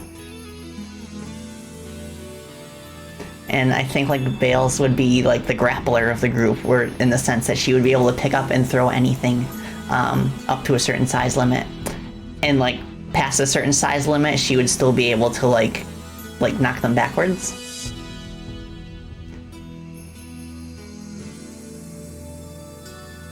I think that'd be a really fun style. And then if there's nothing to grab and throw nearby, she could summon like a dice block from the sky and then throw that, and it would have a random effect.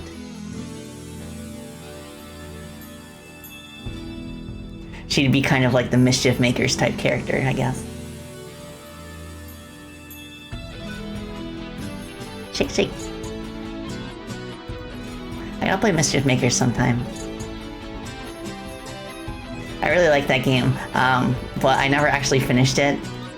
And the reason for that is kind of weird. It's because I was enjoying it so much that I would feel sad after it was done, because I heard it was a pretty short game. So after I reached the jungle levels, I stopped playing. Well, I should finish it sometime.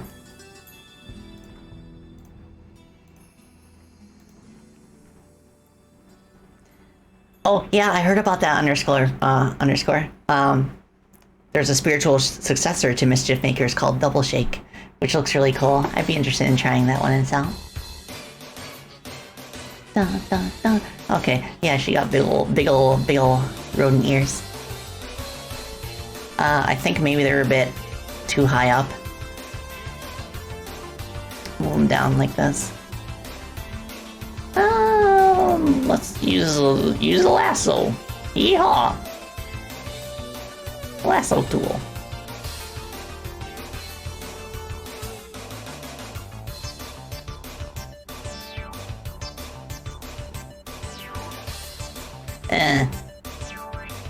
Okay, I'll just draw it again.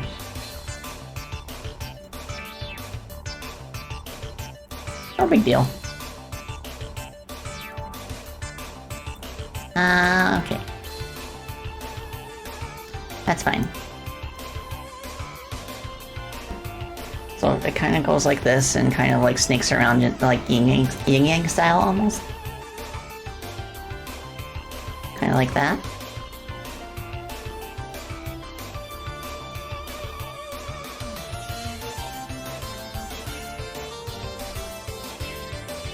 I guess it almost fits in the portrait.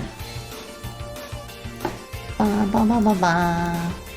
Ba, ba, ba, ba, ba. I'll polish it later. I want to get the other ear drawn first. So this one I think would have to be at like a slightly different angle to account for the fact that it's facing away from the camera.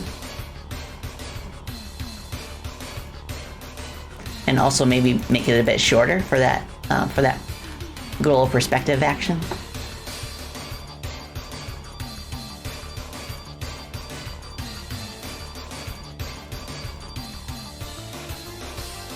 Da da da da da da na na na na na da na na da na na na da na.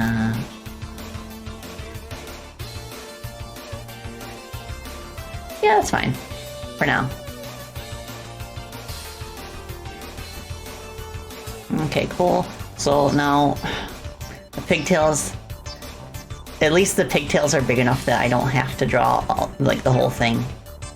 I might have to change the look of the dialogue boxes to have like visible borders, because otherwise this is going to look kind of weird.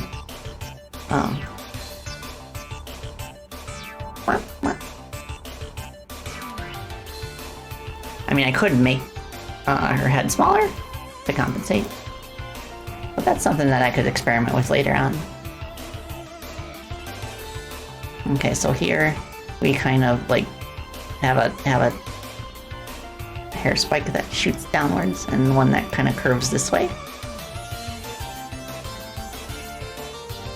Like right here.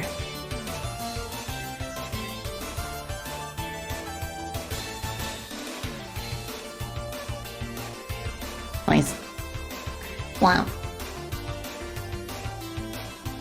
Okay, cool.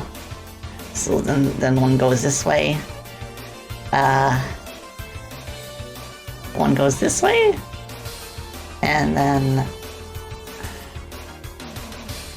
one goes this way.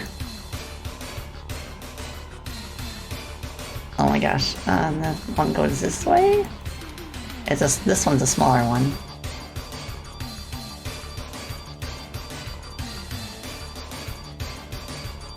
Crazy hair.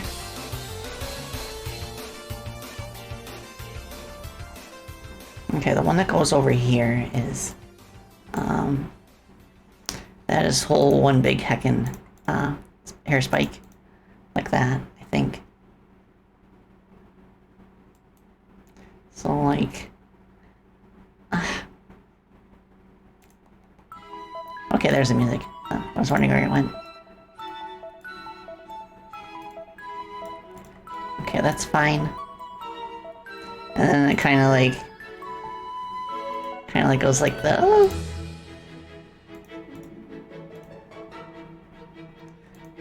Oh my gosh.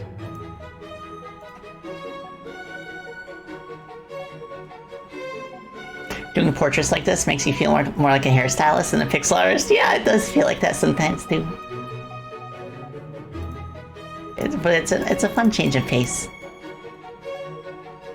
Kind of activates a different section of your brain compared to like coding, I guess. That's cool. Maybe I could make this kind of like curve around here.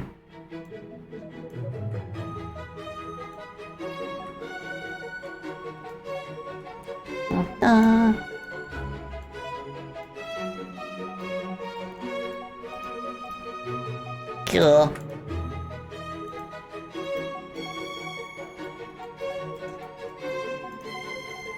And then, pay attention to the shadows here. I guess do this. Do this. Do this. There we go. There's some definition. Sometimes all it takes is a second color.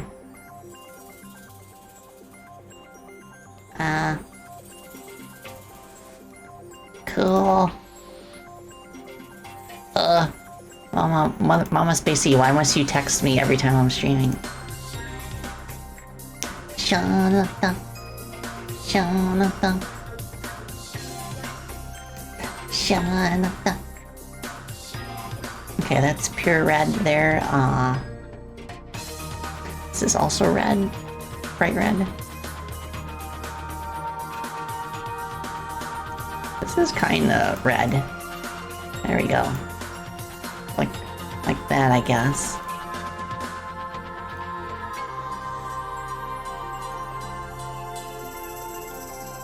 It's because she loves you? Yeah, she does.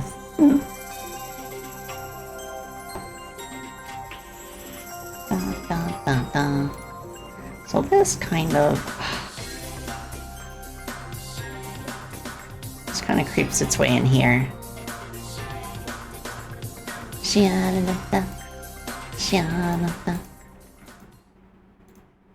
Alright, that's cool.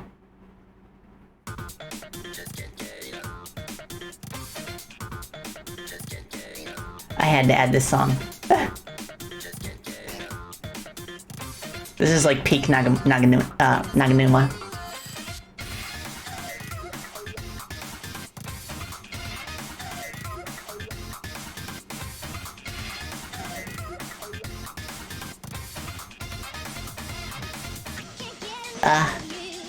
I'm so glad Bomber Cyberpunk exists. Like, there's some parts of the game that do drag on, admittedly, but, like, all in all, it's, like, not only super faithful to Jet Set Radio, but, like, surpasses it in many ways.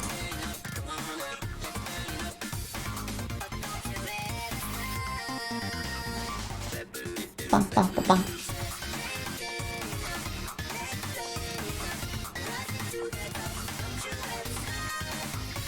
Oh, right.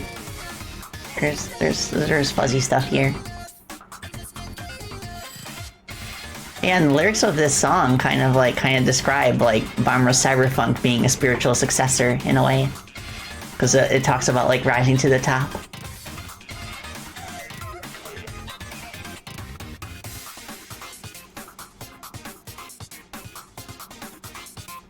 Okay, that's fine for now. And then there's like tiny little dice ornaments, which is super cute. They're like right here.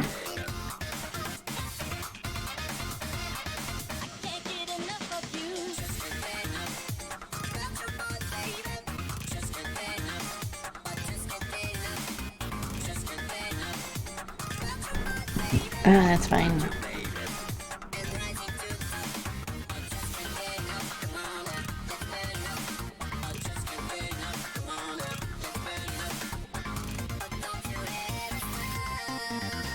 Okay, so here we just got one there, I guess.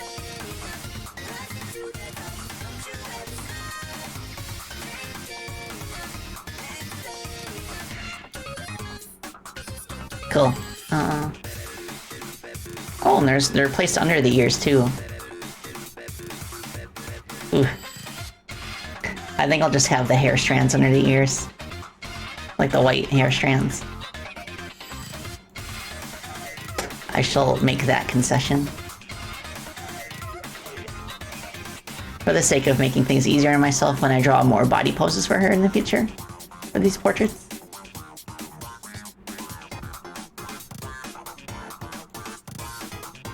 This kind of like curves down here and does this.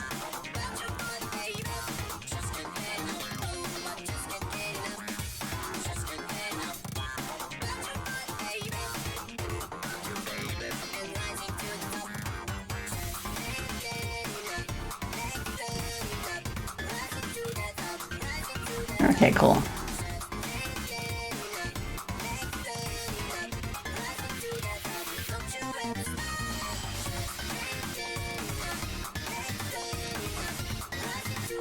Okay.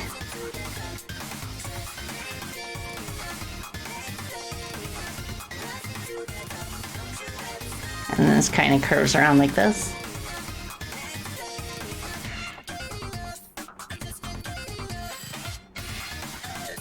And then this does like this, I guess. Oh, there's so many small details. But we're getting there. We're getting there.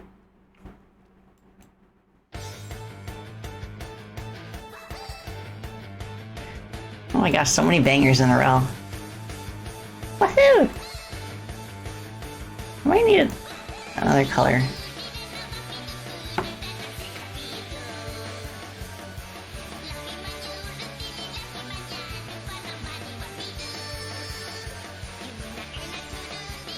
I'd love to karaoke this sometime if I can actually memorize the Phantomillion lyrics.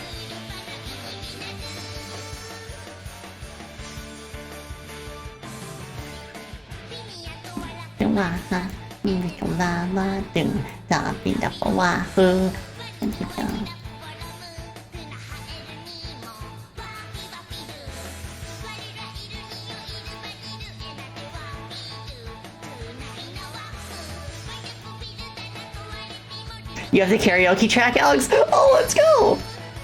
Yeah, I'd love to have that. And then I can practice.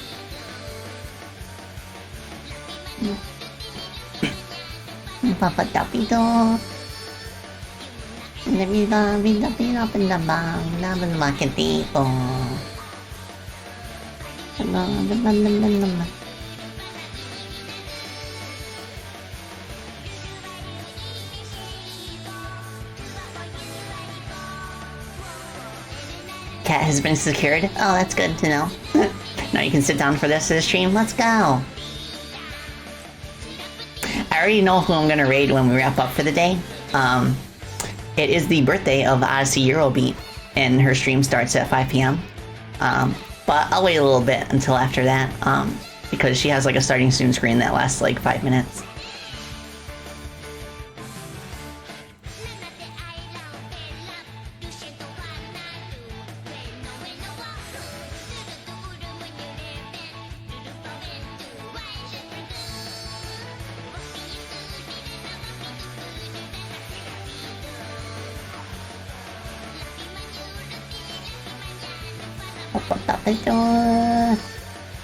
Okay, that's... I think that works.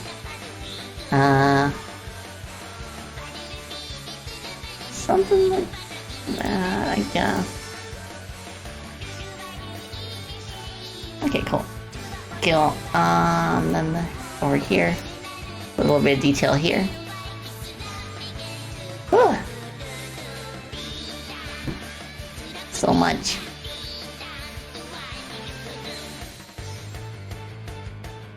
Woohoo!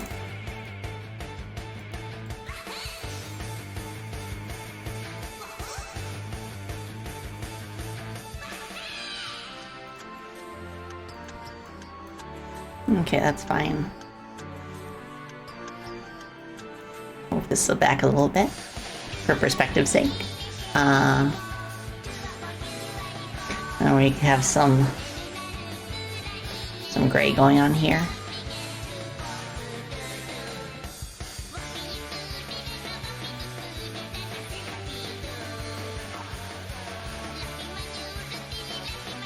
Wow.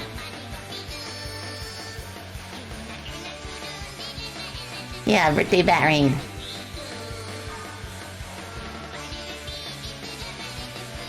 Just imagine being in a recording booth for this song as the voice actor. Yeah. I bet Chrono's Japanese voice actor had like the time of their life doing this. Cause I imagine he could just like make words up.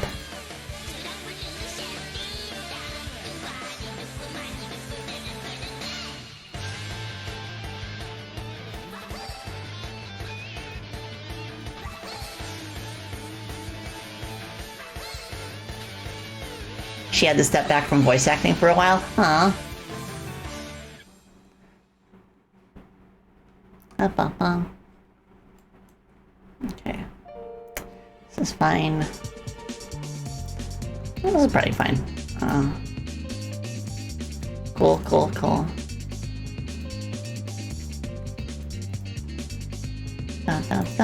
Da.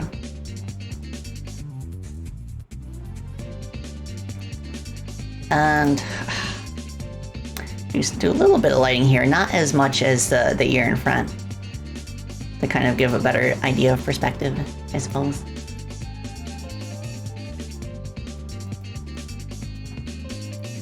Okay, so now this ponytail back here, which is much larger.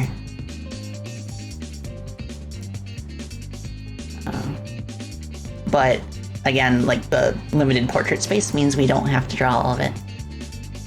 Just enough to kind of give the impression that it's there.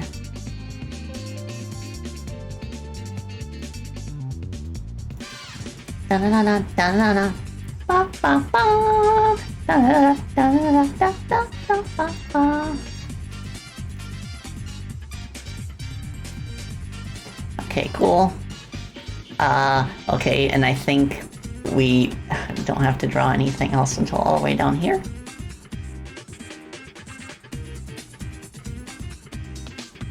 Then we kind of just do this.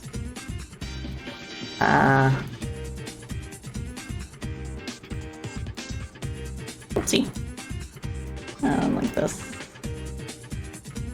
Like that.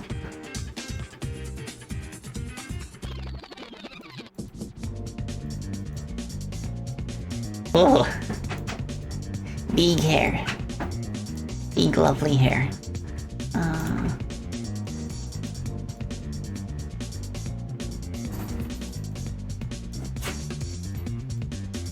And actually, like, I do most of the groundwork for the portraits one day, and then I sleep on it, and then I go back to the next day to kind of like reset it visually in my mind, and then kind of like refine some of the details I might have missed earlier.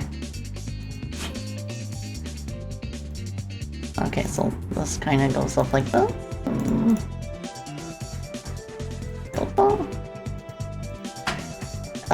Paige is being needy.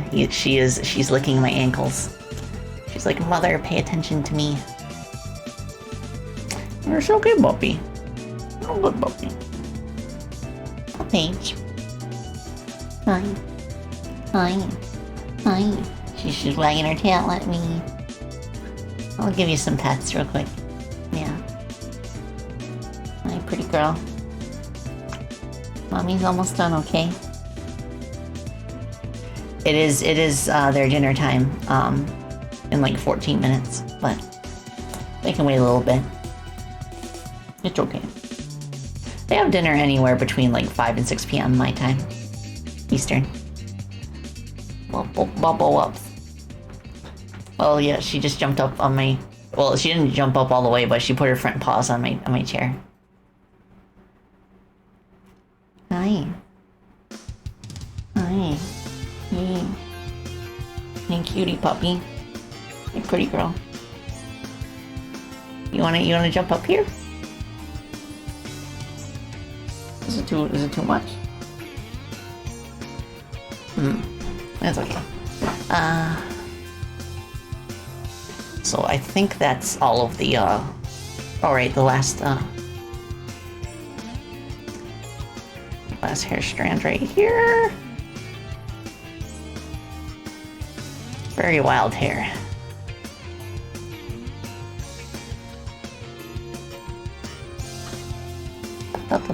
I can't even imagine what cosplayers do in order to cosplay as this character. Well, I think I have seen one or two Bale's cosplays.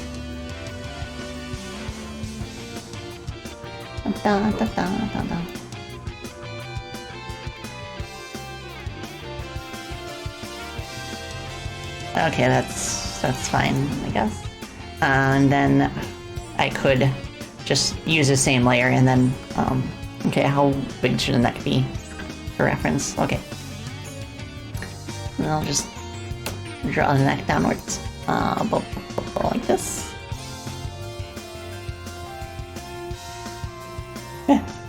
She's doing that thing where she's starting with very low barks, like when she's sitting next to the window. She's like, woof, woof, woof. And then she'll slowly raise in volume to see how far she can take it before I yell at her to quiet down.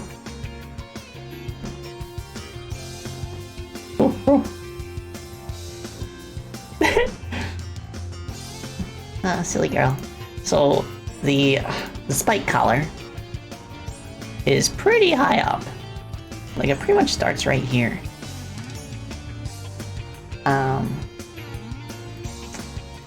I want to take it like this, I guess. It's pretty cylindrical. Da, da, da, da, da, da, da, da, da. Okay. That works. Maybe like 1 pixel thicker. And then I can draw all the spikes, big chunky spikes. I like the chunky spike color a lot. It reminds me of some of the chokers that I wear in real life.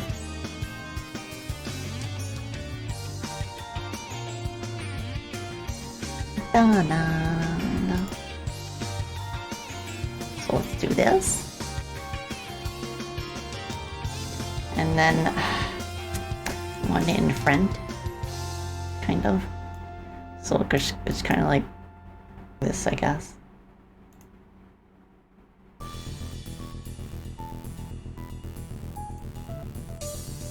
Cool.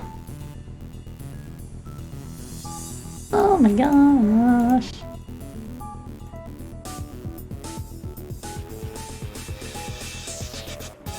That's probably fine. I'll do that. And then her emblem on the front is like a big piece of cheese. So I think I need to move the spike over a little bit to accommodate for that.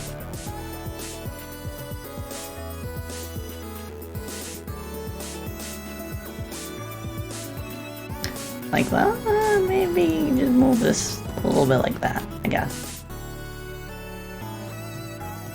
There we go. Oh yeah, I forgot the mouse trap on her ear.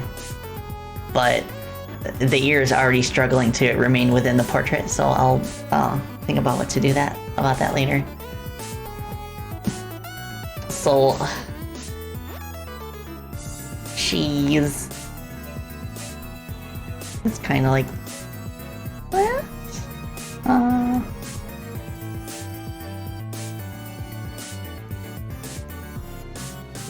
Like this. It doesn't look like cheese. Maybe if I put... Because this is supposed to be like the hole right here. Maybe if I put another hole here. And like... Maybe if I just omit the cheese hole in the center. It'll get the point across. And do like that. Yeah, that works. Being cheese.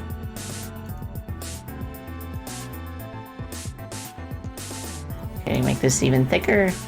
Ba ba ba ba ba ba ba. Oh my gosh. Okay. So close.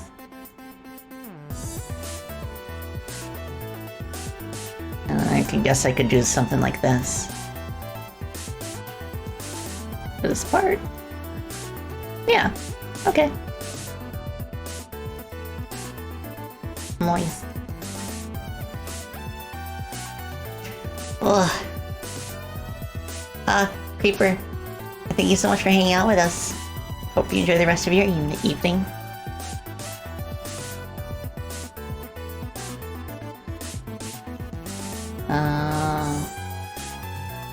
Guess I could borrow this color for the shine on the collar.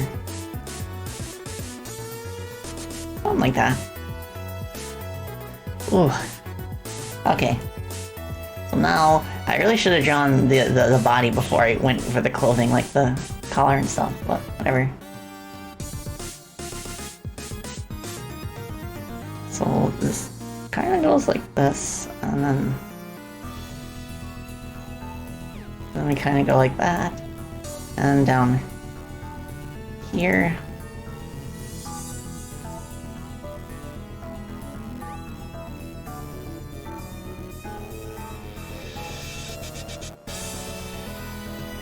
Okay, cool. I'll just do this for now. And then she's got like a cord hanging from the cheese. Well, the part of the collar that has the cheese on it. And then like on the end of a cord is a key. Which makes me think maybe that key could be something that can actually be used in the game itself. Although another person who made a hololive fan game also gave the key a purpose. Oh no, that's not the right color. I'll just make it this. And then key like that.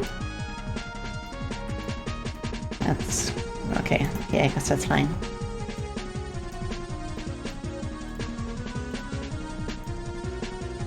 Alright, cool. So the bottom of her shirt also has these really cool spiked teeth. Which, okay. There's like 4, so they need to be really big.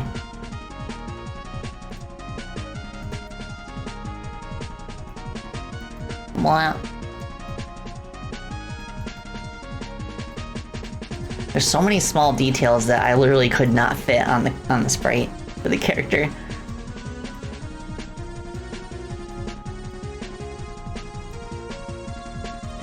It is a very cool design though.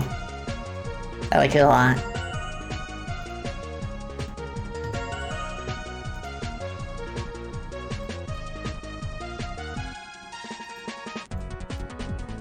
Okay. Okay. That one's too big. Okay. So now we're kind of... Could add a bit of a metallic shine here.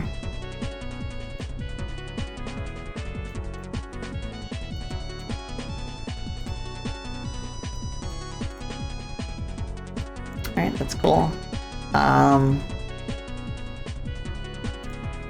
Move the shoulder a bit over here.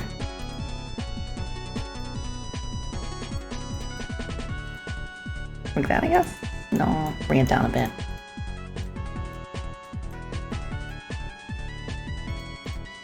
Okay, cool.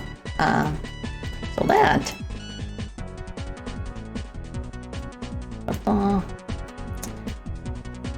Shoulder pad. Well, not a shoulder pad. It's like a detached sleeve, I guess. That would be the word to use.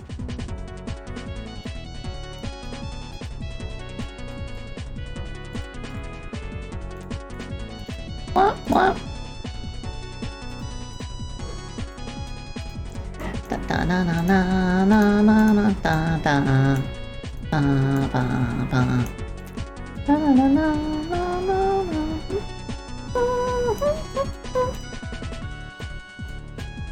Oh, yeah, get rid of this. Yep. Don't need the palette anymore since every color is present and accounted for. So I can just grab it from there if I need it. Da da da da da da. Okay, cool. This out here. And then kind of do this, I guess. Okay. So how do I draw this? So kind of like this, I guess.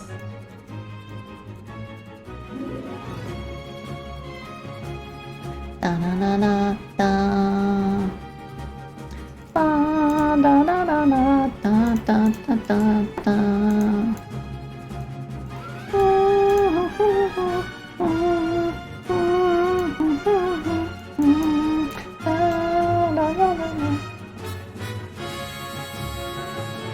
Yeah, the orchestra for this game went unnecessarily hard on Gusty Garden Galaxy.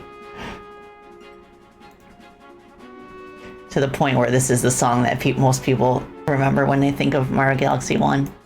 So it's cool that it became like the music for the for the night version of the Super Mario World tile set, I think, in Mario Maker 2.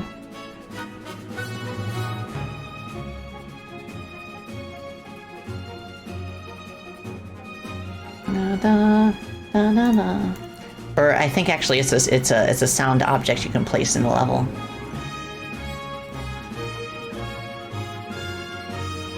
Can't quite remember. Okay, this is good. Cool.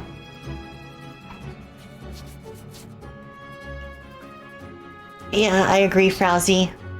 I think that's how you pronounce her name, how you spell her name. Just kind of unique in that regard. Okay. Look, the spikes have shadows. Da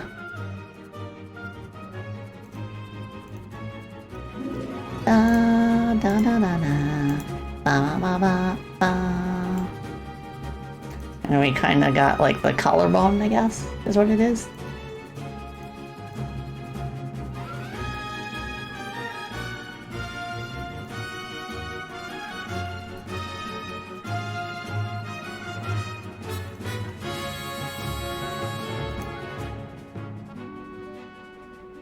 Like that? Okay. Oh, not bad for a first draft. But I'll like fill in extra details and like polish it up real nice. Another thing that I would recommend doing when you're working on sprites like this, flip the canvas every now and then, and it'll help reset your mind, so you can kind of view it from a fresh perspective. It can be a bit tricky in the sense that it's less effective with highly asymmetric characters like this, but still. It is quite useful for certain details.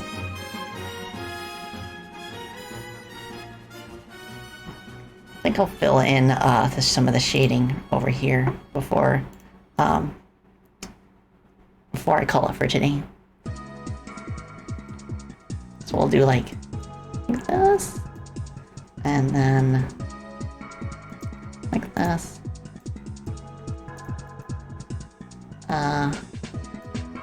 Da da da da da da da da da da da ba ba ba ba ba ba ba. Just the first draft looks done. Aw, you flatter me, Scoots Scoots. Well, thank you so much. Also, welcome. Hi. I hope you're doing well. I hope you've been enjoying the chill time on our stream. But after this, I must feed my puppos, so won't be too much longer before I wrap things up. Da da da da da da.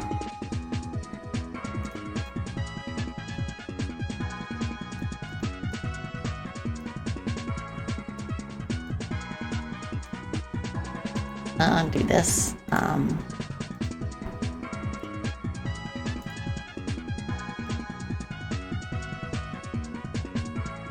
And then this, I guess. Alright. And like this.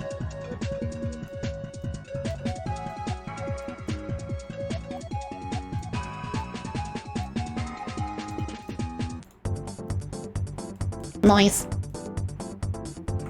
Yeah, I'm pretty satisfied with that. For not bad for first draft. For a first almost done draft. If you just flip between the other hololive members, or hololive council, I should say. Nice. Yeah, I think she fits in pretty well. I do think at this point that I would need to rework the dialogue boxes to have like a visible border around the portraits. That way it doesn't look weird that some of the characters have details that are clipped off. Like I first noticed it being a problem with Mume's feathers here, which are quite tall. But yeah. Nice. Yeah, we finally finished a portrait of every council member.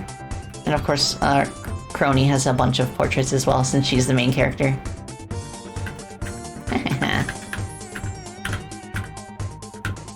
But I will add additional expressions for the other characters as well. Let's go! Huh? So, I will just... This part's kind of bothering me without a shadow.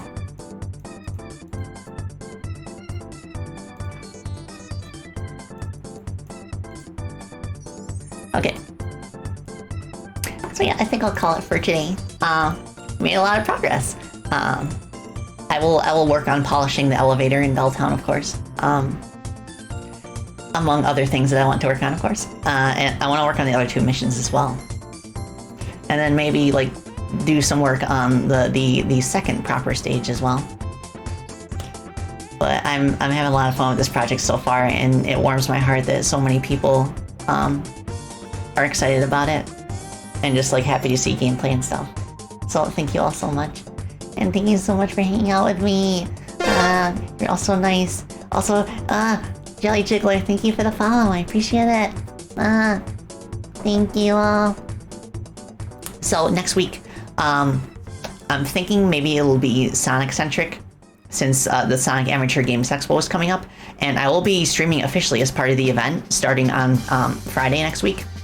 At the same time that I usually stream 1 p.m. Eastern. I'm also streaming on Tuesday. I'm streaming on next Friday and Tuesday the week after that, officially as part of the event. I can't wait. There's so many really cool Sonic fan games this year, and a lot of really cool indie games as well. So I hope you'll tune in and check out some cool games. But prior to that, I also want to play Sonic Robo Blast 2 next week, and maybe like squeeze in a racing game as well, because it's been a while since I got behind the wheel, and you know me, I'm racing that. Yeah. But yes, thank you everybody. I will carry everyone over to Odyssey Eurobeast channel as well. It is her birthday today, so I hope you can all wish her a very happy birthday. Raid Odyssey Eurobeat. Let me just double check, make sure I spelled it correctly. I'm always paranoid about that.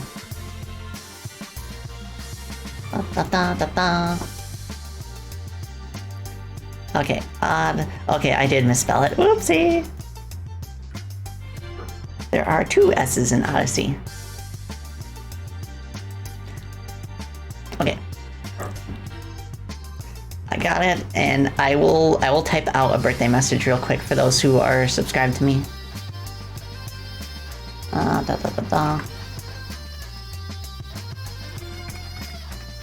Happy birthday. Happy birthday. Oh. Yeah, Sammy and Paige send their regards as well. Ah! Okay, so there's our birthday message. Feel free to copy and paste that as needed. Well, thank you all so much for hanging out with me today. This was really fun, and I can't wait for our next dev stream. And of course, I'll be playing some cool games next week as well. So, without further ado, I shall bid you all adieu. Bats around, and I hope you all have the best of weekends. Bye.